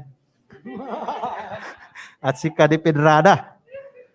At si Ma'am Fatima makapag-date na niyan. Sana nga ano, kasi pandemic ngayon, paano mag-date si Ma'am Fatima? Then, yung subsistence allowance na mga public health workers, mayroon din po sila yung subsistence allowance, 1,500 per month. Then, mayroon pong loyalty cash award. Ito po yung sana all loyal daw sabi niyo. Loyalty cash award, no? Yung first 10 years, 10,000. Then every 5 years thereafter sa service mo is 5,000, no? First 10 years is 10,000, then every 5 years thereafter is 5,000. Ganyan yung pagbigay ng loyalty cash award. So, then yung last na grupo, ito po yung mga excess of the de minimis benefits. Yung ceiling kanina na sinasabi natin kanina, yung sa mga de minimis, pag nag-exceed doon sa ceiling na yon, i-add natin dito sa other benefits na subject to the 90,000 threshold. So, yung excess of the 6,000 per annum ng clothing allowance, excess of the 300 per month na laundry allowance, at saka yung excess na of 10,000 per annum of the total of the CNA and the productivity incentive benefits, and finally yung excess of the 5,000 pesos of the total gifts given during Christmas and major anniversary celebrations. Yan po, DepEd Paulo, ang pag-determine ng yung taxable other benefits. Pag nag-exceed mo doon, i-add mo doon sa taxable income. Compute ka ng taxable tax due mo, divide mo ng remaining months or 12. Depende po. Yan po, DepEd Paulo, DepEd Rada. Ayan. Thank you very much, Sir Ayan.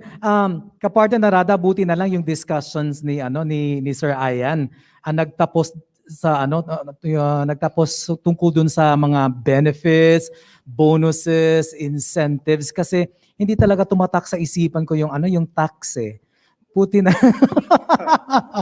Yes, partner. Manang ako, di na lang din ko mangutana. Bahala mo din pila na inyong gimainos kay magsabot kalabad akong ulo. Yes, oo. Doon na lang tayo sa mga bonuses, incentives, benefits. So, counting our blessings, kumbaga. Ayan. Thank you very much, Sir Ayan. And Sir Ayan, just before you go, any final message po sa ating mga viewers, sa ating mga stakeholders? Meron po ba? Maraming salamat DepEd Paulo, DepEd Rada. Nagpapasalamat po kami sa ating Regional Director RD Art Bayocot, sa ating ERD Vic de Gracia. Yung Finance Division natin is very thankful for this opportunity to be featured here in this episode of BigaTEN DepEd 10. Paano ba yung ginagawa? Then we thank our partners at the schools division offices, yung 14 schools division offices natin, especially yung SDS nila, yung accountants, budget officers, mga bookkeepers, finance personnel, the schools division, secondary schools na implementing units, yung mga bookkeepers doon, at saka principals.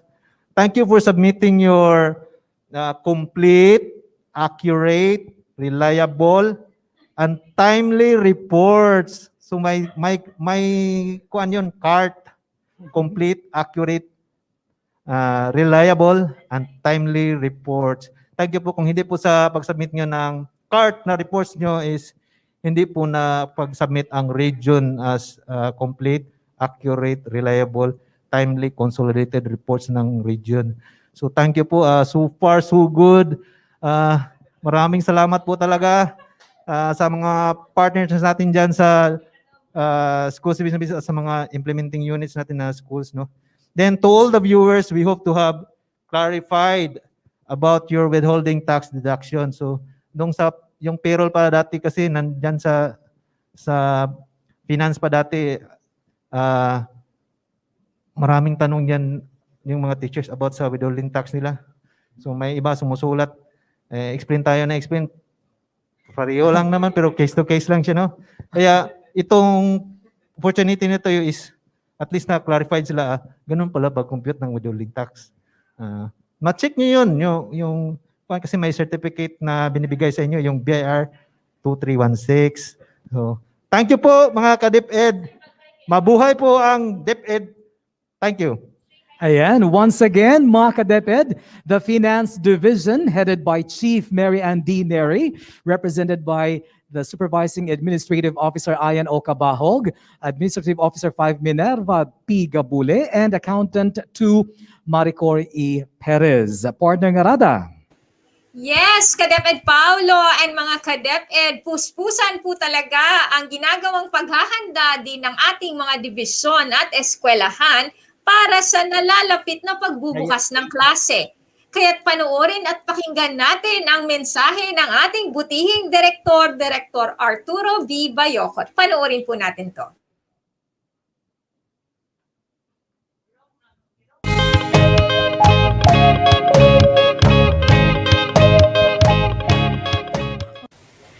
Isang maganda, mapagpala at makabuluhang araw po sa ating lahat.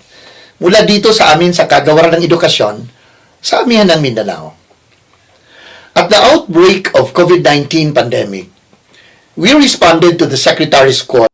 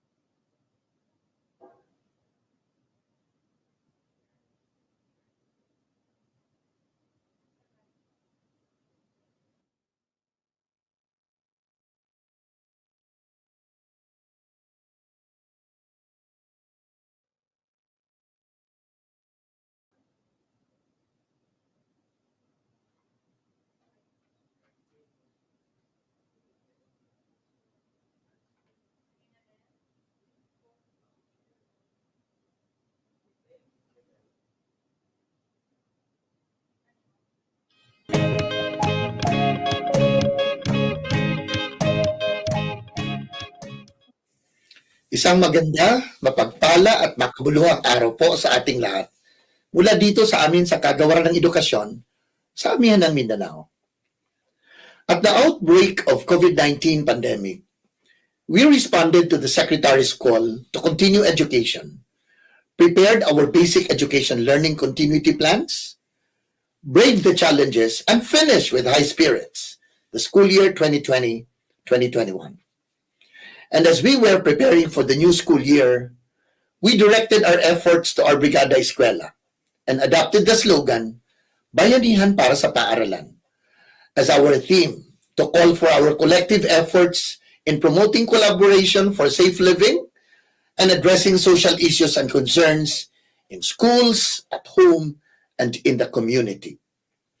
And while our Brigada Eskwela program focused on preparing the physical requirements for school readiness, it was also gauged and tightly harmonized with the other three reform areas for quality, namely K-12 curriculum review and update, teachers upskilling and reskilling, and engagement of stakeholders for support and collaboration. Now that our learning environment and learning materials are ready, we must now focus on Oplan Balik Eskwela 2021. With this year's theme, Bayanihan para sa Ligtas na Balik Eskwela, our efforts and initiatives must be directed towards the effective enrollment of our learners. We must ensure that the concerns of our learners, the parents, and the general public are effectively addressed. And if it's not too much to ask, let's find the rest of our out-of-school youth and bring them back to schools, if not to our learning community centers. And we can competently achieve all this through our strengthened collaboration in DepEd, our parents, our partner agencies, organizations, and other stakeholders. We must also intensify our information, education, and communication advocacy for an effective o Plan Balik Eskwela. And we can effectively achieve this through our Public Assistance Command Center, or PACC. And not to forget, we must do all of this in compliance with the health and safety protocols. Muli, kaagapay ang buong DepEd Region 10. Sama-sama nating itaguyod ang hadikaing maipagpatuloy ang ligtas, makabuluhan at dekalidad na edukasyon sa gitna ng kasalukuyang pandemya at sa mga susunod pang mga hamon. Ang lahat ng ito ay alay natin para sa bawat Pilipinong mag-aaral, sa ating lahat at sa ating bayang pinakamamahal. Tara na! Magbayanihan na, magbrigada eskwela na, at magbalik eskwela na. Marami pong salamat.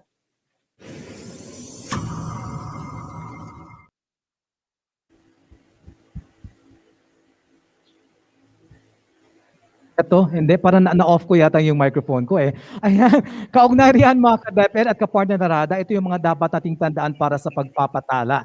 Ito yung mga madalas na tanong, partner. Pero bago yan, partner, gusto ko lang ipaliwanag, partner, ha, yung kaugnayan at saka kaibahan na rin ng brigada at saka ng Oplan Balik Eskwela. Yung brigada eskwela kasi talagang nakatutok doon sa paghahanda natin sa ating mga eskwelahan, no? Lahat ng mga ginagawang paghahanda na ating mga dibisyon, na ating mga eskwelahan tungkol doon sa mga kagamitang pampagtuturo. Ayan, oo.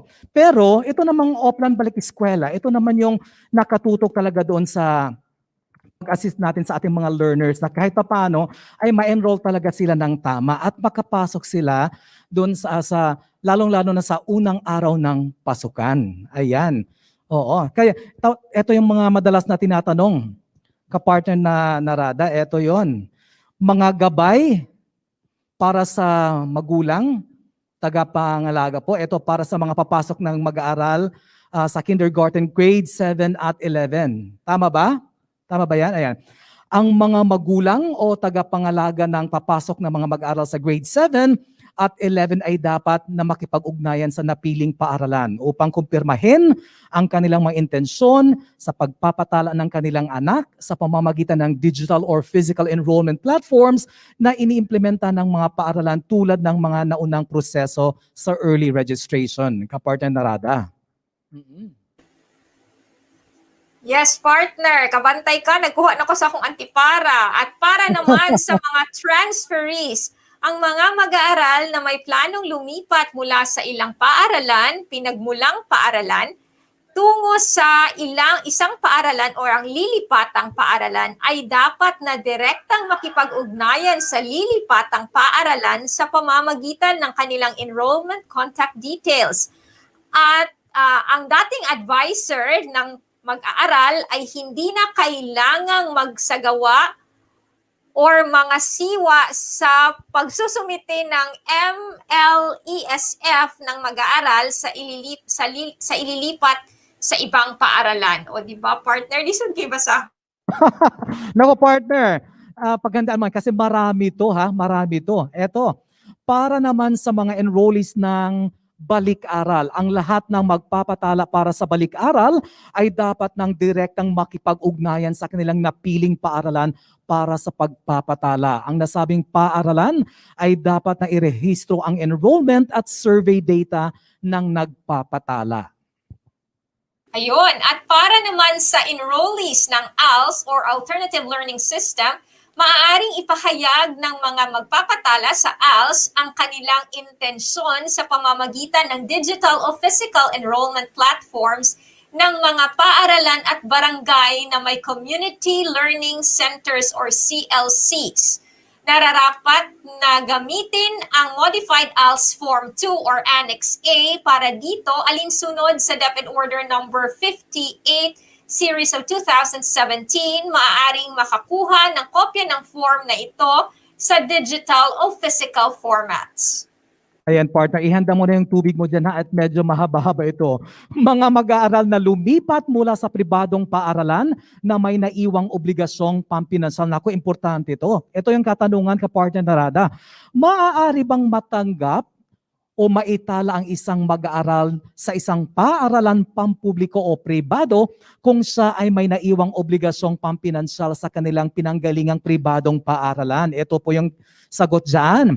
Ang pinanggalingang pribadong paaralan sa loob ng 30 araw ng kalendaryo mula sa pagtanggap o mula nang matanggap ang electronic notification of transfer sa pamamagitan ng LIS Portal Tracking or Transfer Facility ay inaatasang suriin ang bisa ng request at magsagawa ng kinakailangan at angkop na aksyon sa pamamagitan ng pagkumpirma ng transfer request at pag-click ng unsettled account checkbox upang mamarkahan sa sistema na ang mag-aaral ay temporarily enrolled sa kasalukuyang paaralan. Alinsunod sa Section VC ng DepEd Order Number 3, Section of 2018 na nagsasaad na ang nasabing mga mag-aaral ay kinakailangang magsubite ng affidavit of undertaking na may lagda ng kanilang magulang o tagapangalaga upang pansamantalang maitala. Ayan, partner. Yes, partner, nagpalaban ako diri sa kilid. And ano ba ang susunod? Ano ang ALS Enrollment Focal Person or AEFP? Ang AEFP ay ang mga kawani na namamahala sa pagtanggap ng ALS enrollment form at tumutugon sa mga katanungang nauugnay sa alternative learning system. Tama ka dyan, ka-partner. Ka-partner Narada, gusto ko lang ipaliwanag. Itong ginagawa natin ngayon, ito yung kahit paano pagpapaliwanag sa ating mga viewers, lalong-lalo na sa ating mga magulang o di kaya sa ating publiko na kahit paano ay malaman po nila. Kasi ito yung mga kadalasang na itatanong sa atin, di ba? Ito pa, tungkol naman sa school ALS enrollment focal person. Ano ang school enrollment focal person? Ayan, parang yan yung nasabi mo kanina. Di ba? Partner, yan na ba yun? Iba pa to, partner. Ito yung para sa school. Opo. Ayun, ito. Ang SEFP ay ang kawani ng itinalaga ng paaralan upang mga siwa sa pangkalahatang pagsasagawa ng pagpapatala at ang responsable sa pagtanggap ng lahat ng MLESF na isinumite ng mga magulang o tagapangalaga. Ayan. At susunod naman, ang tanong, nairehistro ko na noon ang aking anak sa early registration para sa school year 2021-2022. Kailangan ko pa bang magsumite ng MLESF? Ang sagot, opo, kailangan pa ring magsumite ang mga magulang o tagapangalaga ng MLESF dahil may mga impormasyong kailangang mai-record na hindi kasama sa nakalap sa early registration form. Ang pagsusumiti ng MLESF ay kinakailangan din upang kumpirmahin ang impormasyon ng mga mag-aaral. Ayan, ito pang susunod na katanungan, partner. Dapat bang magsumite ng MLESF na may lagda ng magulang o tagapangalaga? Ayan, ang kasagutan po dyan, dapat isumite ng mga magulang, tagapangalaga, ang sinagutang MLESF kasama ang kanilang lagda dahil nangangahulugan ito na ang lahat ng impormasyong ibinigay nila ay tama. Gayunpaman, sa mga partikular na kaso, gaya ng kung ang impormasyon ng mag-aaral sa MLESF ay ibibigay sa pamamagitan ng pagtawag sa telepono, kinakailangang kunin ng school enrollment focal person o ng dating advisor ng mag-aaral ang pahintulot ng magulang o tagapangalaga at ipaalam sa kanila na ang mangyayaring pag-uusap ay i-record para sa data collection. Ayan, at para sa susunod na katanungan, paano at saan maaaring magsumite ng nagawang MLESF? Ang sagot dyan ay ang mga magulang o tagapangalaga ay maaaring magsumite ng sinagutang MLESF sa pamamagitan ng pagdadala nito sa dating guro ng kanilang anak at sa school enrollment focal person gamit ang mga online platform gaya ng email, Facebook Messenger o di kaya Viber. Para sa mga walang access sa online platforms, ang mga magulang o tagapangalaga ay maaaring magsumite ng MLESF sa Dropbox ng paaralan, enrollment kiosks or booth sa bawat barangay at sa iba pang koleksyon o Dropbox na maaari nilang puntahan. Ayan, itodo na natin to partner kasi OBE nga tayo ngayon, di ba? Oplan Balik Eskwela. Saan maaring makakuha ng kopya ng MLESF? Ito yon. Maaring makita at ma-download ang kopya ng MLESF mula sa mga website ng DepEd Central Office, Regional Office sa Department of Education Region 10 sa ating mga schools division offices at mga paaralan. Maaari ring makakuha ng kopya ng MLESF ang mga guro at kawani ng paaralan sa Learner Information System or LIS support page. Ang mga magulang o tagapangalaga ng mag-aaral ay maaaring kumuha ng kopya ng MLESF sa mga enrollment kiosk, booth na itatayo sa mga paaralan sa bawat barangay hall at iba pang lokasyon ng madaling mapuntahan ng publiko. Ayan, partner. Para naman sa susunod na katanungan, ano ba ang Modified Learner Enrollment and Survey Form or yung kanina pa natin binabanggit na MLESF? Ano ba ito? Ang sagot dyan, ang MLESF ay isang material na gagamitin sa pagpaparehistro ng mga mag-aaral para sa school year at pagkalap ng impormasyon tungkol sa household capacity upang mapadali ang pangangasiwa ng iba't ibang learning modalities. Halimbawa, kung ilan ang available devices or kung meron bang available devices at ang mga posibleng kadahilanan at iba pa. So yun ang napapaloob sa survey form na ito, partner.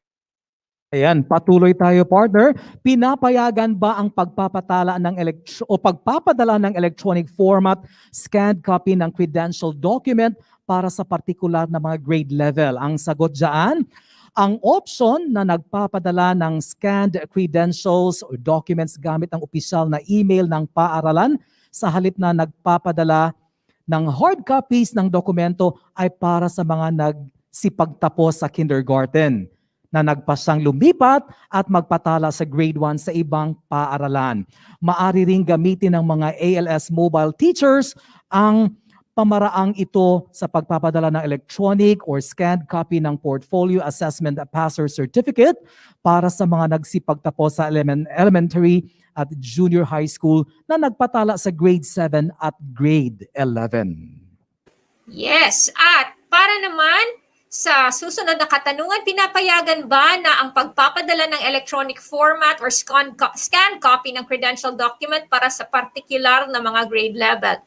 Para sa mga nagsipagtapos ng grade 6 at 10 na nakapagpatala na para sa grade 7 at 11 at paglipat ng scanned copy ng Form 137 o School Form 10, kasama ang iba pang mga supporting documents sa tatanggap na paaralan, isa sa mga maaring gawin sa kondisyon na ang request ay ginawa sa LIS portal tracking or transfer facility alinsunod sa DepEd Order number 54 Series 2016 at ang opisyal na school email or the school email na deped.gov.ph ang gagamitin sa pagpapadala o pagtanggap ng parehong paaralan.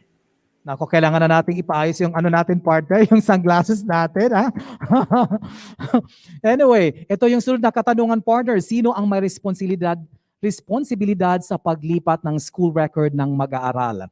Tanging ang mga paaralan at ang kanilang mga kawani lamang ang magbibigay koordinasyon sa proseso ng pagpapalabas ng school record ng isang mag-aaral maging internally sa pamamagitan dati ng bagong class advisors o externally sa pamamagitan ng mga paaralan. Dahil dito, hindi maaaring ibigay ng paaralan ang responsibilidad para sa paglilipat ng school records sa mga magulang o tagapangalaga. Nako, importante yan.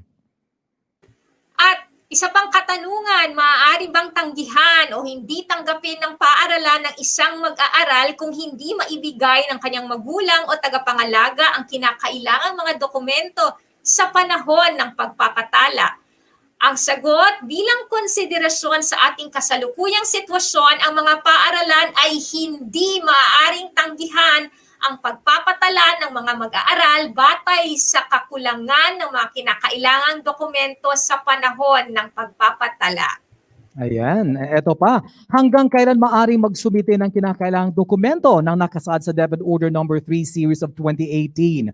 Ito po yung sagot, bilang pagkilala sa mga hamong dala ng kasalukuyang public health emergency at mga patubay na itinakda ng IATF, ang mga deadline para sa pagsusumite ng kinakailangang dokumento sa ilalim ng Section 5-A ng DepEd Order Number 3 Series of 2018 ay ipagpapaliban sa December 31 o December 31, 2021. Ito ay gagamitin sa parehong public at private schools.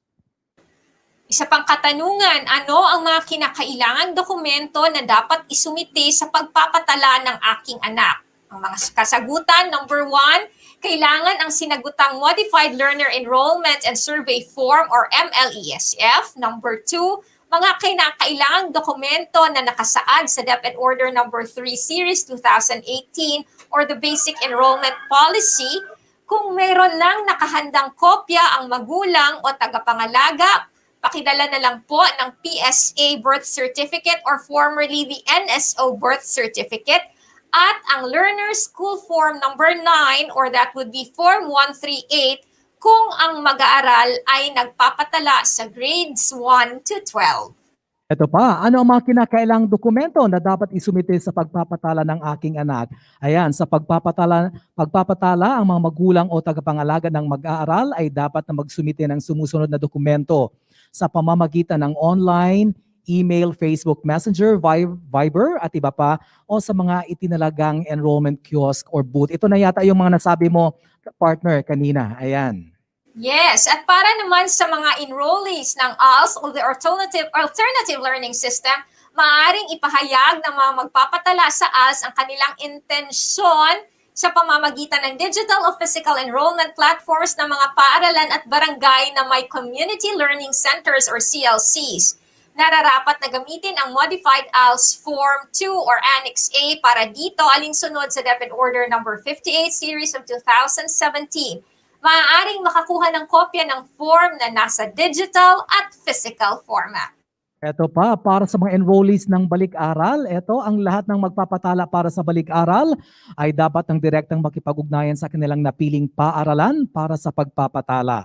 Ang nasabing paaralan ay dapat na irehistro ang enrollment at survey data ng nagpapatala. At para sa mga transferees, ang mga mag-aaral na may planong lumipat mula sa isang paaralan at galing sa isang pinagmulang paaralan tungo sa isang paaralan na lilipatang paaralan ay dapat na direktang makipag-ugnayan sa lilipatang paaralan sa pamamagitan ng kanilang enrollment contact details. Ang dating advisor ng mag-aaral ay hindi na kailangang mga siwa sa pagsusumiti ng MLESF ng mag-aaral na lilipat sa ibang paaralan. Naku partner, parang tongue twister yun at saka parang ang pamagat nun ay paaralan. Ganun na nga. Ito pa, para sa mga papasok na mag-aaral sa kindergarten, grade 7 at 11. Ang mga magulang o tagapangalaga ng papasok na mga mag-aaral sa grade 7 at 11 ay dapat na makipag-ugnayan sa napiling paaralan upang kumpirmahin ang kanilang intensyon sa pagpapatala ng kanilang anak sa pamamagitan ng digital o physical enrollment platforms na iniimplementa ng mga paaralan tulad ng naunang proseso sa early registration. Partner, eto. Yes, partner. Para sa mga papasok na mag-aaral sa grades 1 to 6, 8 to 10 at 12, ang mga paaralan ay makikipag-ugnayan sa mga magulang o tagapangalaga na papasok na mga mag-aaral sa grades 1 to 6, 8 to 10 at 12 sa pamamagitan ng kanilang advisor sa nakaraang school year. Para sa proseso ng remote enrollment, gayunpaman, maaari ring makipag-ugnayan ang mga magulang o tagapangalaga sa advisor ng kanilang anak para sa pagpapatala sa pamamagitan ng mga contact number na nanggagaling sa paaralan. Ayan, meron pa partner. Ano ang mga kailangan kong malaman sa pagpapatala ng aking anak? Ayan, parang related na rin ito alinsunod sa DepEd Order number 32, Series of 2021. Narito ang mga sumusunod na gabay sa mga magulang o tagapangalaga sa pagpapatala ng kanilang anak sa kategoryang naangkop sa kanila. Tuloy natin ito. Para sa physical enrollment partner, ito, maaaring ipatala ng mga magulang, tagapangalaga ang mag-aaral sa pamamagitan ng mga drop box na nakaistasyon sa mga paaralan at mga enrollment kiosk, booth sa bawat barangay at iba pang lokasyong accessible sa publiko. Ang drop box enrollment ay last resort lamang kung walang access sa ibang mga paraan ng pagpapatala. Partner, parang kailangan ko ng tubig. Sa tulong ng mga leader ng barangay, ang mga paaralan ay maaaring magtayo ng enrollment kiosk, booth sa mga lugar na madaling ma-access ng mga magulang, tagapangalaga kung saan sila ay makakakuha at makapagpasa ng MLESF.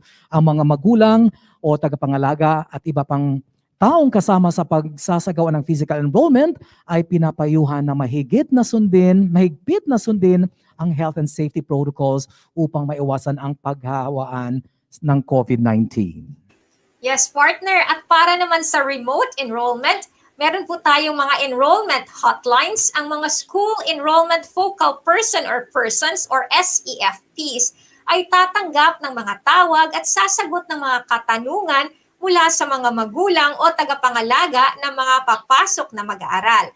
Ang contact information ng paaralan ay dapat na ipaalam sa publiko para sa ugnayan patungkol sa pagpapatala at iba pang kaugnay na usapin nito. Ayan, ito pa, remote enrollment pa rin, partner, sa teacher-led enrollment. Ang pamamarang ito ay naaangkop sa mga mag-aaral na nasa sistema ng paaralan. Ang mga guro ay makikipag-ugnayan sa kanilang mga estudyante mula sa nakaraang taong panuruan. So 2020-2021 upang ipaalam sa kanilang magulang o tagapangalaga ang tungkol sa proseso ng pagpapatala at para alamin ang kanilang intensyon sa pagpapatala ng kanilang anak sa school year 2021-2022. At para naman sa isa pang katanungan, ano ang iba't ibang mga paraan ng pagpapatala? Ang mga mag-aaral ay maaring magpatala sa mga sumusunod na paaralan. Sumusunod na paraan. Meron tayong teacher-led enrollment. Ito ay ang pagtawag ng mga magulang o tagapangalaga sa enrollment hotline ng paaralan at pwede din ang physical enrollment. Basahin ang mga sumusunod na gabay para sa maayos na pag-unawa. Ano ba ang mga gabay na ito? Ayan, partner, go on, partner. Yes, itutuloy ko to. Ano ang Dropbox enrollment na kanina pa natin binabanggit? Ito ay isang paraan ng pagpapatala kung saan inihuhulog lamang ng mga magulang ang nasagutang MLESF sa enrollment Dropbox o kiosk o booth na matatagpuan sa harap ng gate ng mga paaralan o sa mga barangay hall at iba pang mga lokasyon na madaling puntahan ng mga magulang at tagapangalaga. Ayan, eto pa. Paano ipatutupad ang remote enrollment katulad ng proseso ng pagpapatala noong nakaraang school year 2020-2021? Ang mga mag-aaral ay maaring i-enroll sa pamamagitan ng phone call, text o SMS at online na pagsusumite ng MLESF upang matiyak ang kaligtasan ng lahat. Walang face-to-face interaction sa prosesong ito. At partner, gusto ko na idagdag na sa ating regional office, sa ating mga schools division offices at kahit syempre sa ating mga paaralan, meron tayong Public Assistance Command Center or PACC. Ayan. Yes, partner. At maririnig nila ang ating mga boses pag sila ay tumawag. Di ba, partner? Yes. Ayun. At para sa susunod na katanungan, paano ba isasagawa ang pagpapatala ngayong taong panuruan? Ang sagot dyan, ang pagpapatala ay pangunahing isasagawa sa pamamagitan ng remote enrollment sa mga lugar na nakaspailalim sa Enhanced Community Quarantine or ECQ at sa Modified Enhanced Community Quarantine or MECQ. Gayunpaman, ang mga magulang o tagapangalaga ay maaaring magpasa ng pisikal na Modified Learner Enrollment and Survey Form or MLESF sa mga paaralan sa mga lower risk areas. Ibig sabihin nito, ang mga napapailalim sa GCQ or sa Modified GCQ ay pwedeng magpasa ng pisikal na MLESF. Marapat lamang na mahigpit pa rin na sundin ang mga itinakdang health protocols sa inyong mga lugar. Ayan, parang last na yata tayo, partner. Kailan maaring magpatala para sa ayan? Parang medyo tapos na yata yan, no? Oh. So, para sa ating last na katanungan, Direk. Ayan, ito lang, partner, reminder lang ha. Mahalagang paalala. Ang pagsumiti ng birth certificate ng mga mag-aaral sa kanilang paaralan ay isang beses lamang ginagawa at hindi tuwing paglipas ng taong panuruan. Hindi kinakailangang maipasa kaagad ang birth certificate upang makapagpatala ang isang mag-aaral dahil maaari itong isumite hanggang December 31, 2021. Ayan, partner. Naku, medyo mahaba-haba yan pero kahit paano at least, partner, ha, nabigyan natin ng paliwanag ang ating mga viewers, lalong-lalo na ating mga mag-aaral at mga magulang. Ayan, at bago po tayo, partner, magtapos, may pahabol tayong balita na hihatid sa atin ng ating ka-DepEd correspondent Mark Tejano mula sa sangay ng Misamis Oriental. Ito ang DepEd TuesTEN.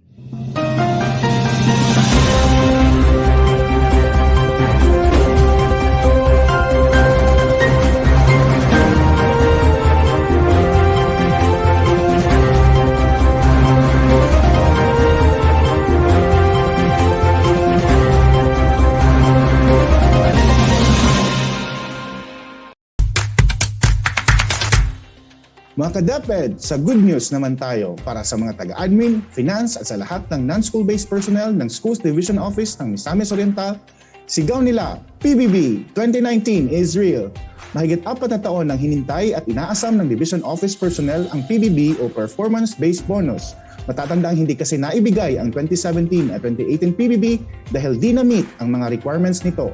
Kaya't kasabay ng ibang division sa Region 10, sobrang tuwa nila nang mai-release ng DBM ang SARO or Special Allotment Release Order, ang legal na document na nag-authorize ng release ng pondo ng PBB 2019 noong Biyernes ng hapon. Good ang naging performance ng Misamis Oriental sa taong 2019 kaya't inaasahang matatanggap na ng mga nasabing empleyado ang 50% ng basic salary nila noong December 31, 2019 sa linggong ito. Para sa BigaTEN DepEd X, Mark Tejano, navigating information to nurture one another. Be more, Miss Or.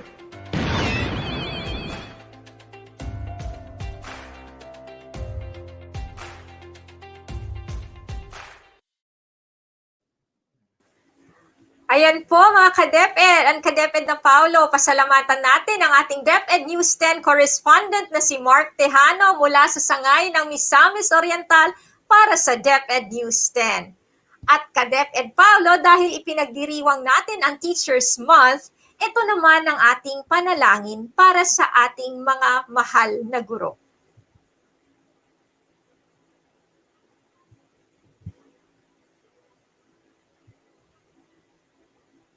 Ayan, partner. Go on, partner. Yes, a prayer for teachers.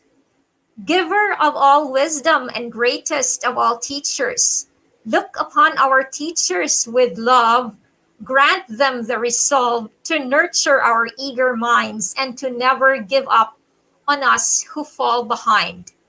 Bless their hearts, for they rejoice when we succeed and encourage us when we fail. Endow them with gentle patience, for the path of learning is never easy. Kindle a spirit of passion in them. It is the flame that ignites the love of learning in us. Help them see the potential in each student. Their belief in us means much more than the grade we make. Instill in them a commitment to keep on learning. It shows us not to fear new knowledge and experiences. Inspire them to touch the future. They influence how big a dream we dream for ourselves. Bless our teachers who have come before, for their work endures to this day. Let the light of your example shine upon all teachers to build up with their words, to love with their mind, to share with their heart. Amen. Ayan.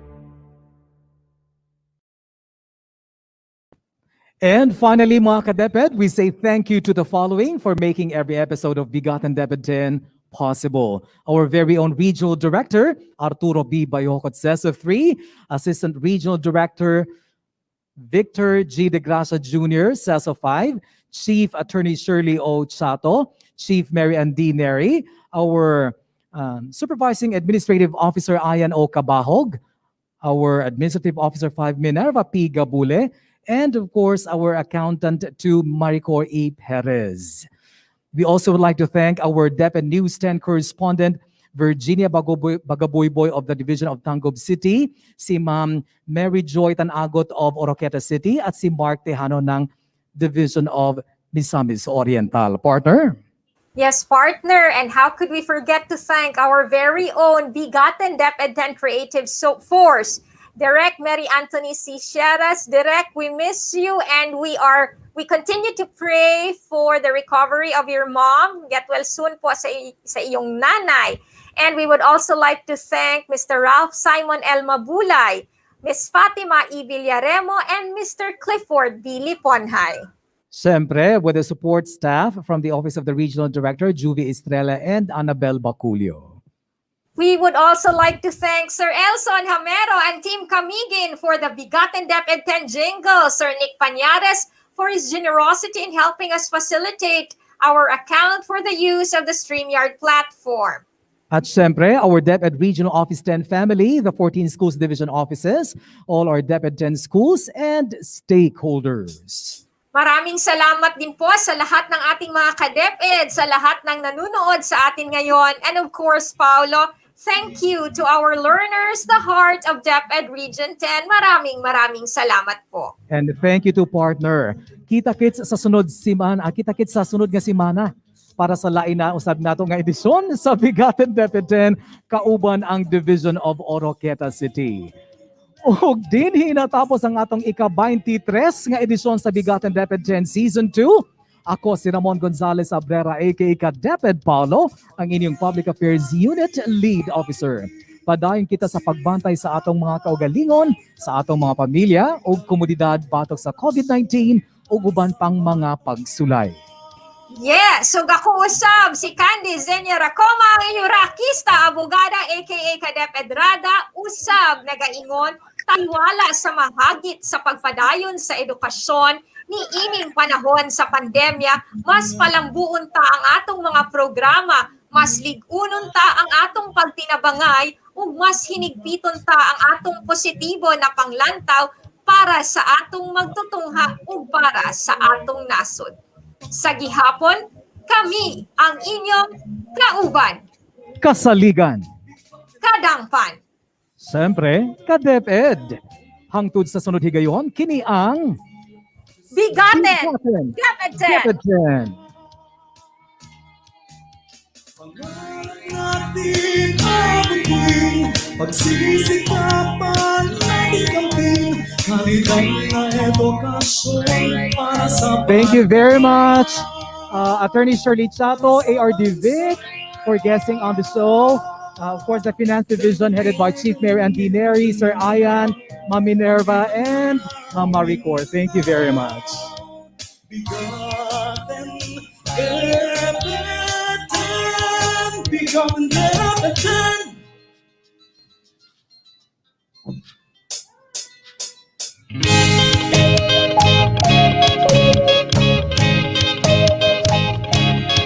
Pamihang ng Mindanao, pagkahibusan ng pag-ibabaw.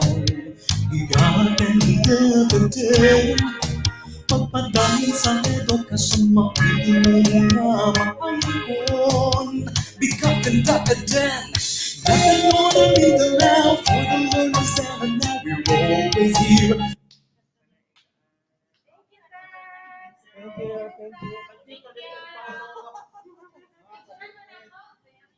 Diba? Actually,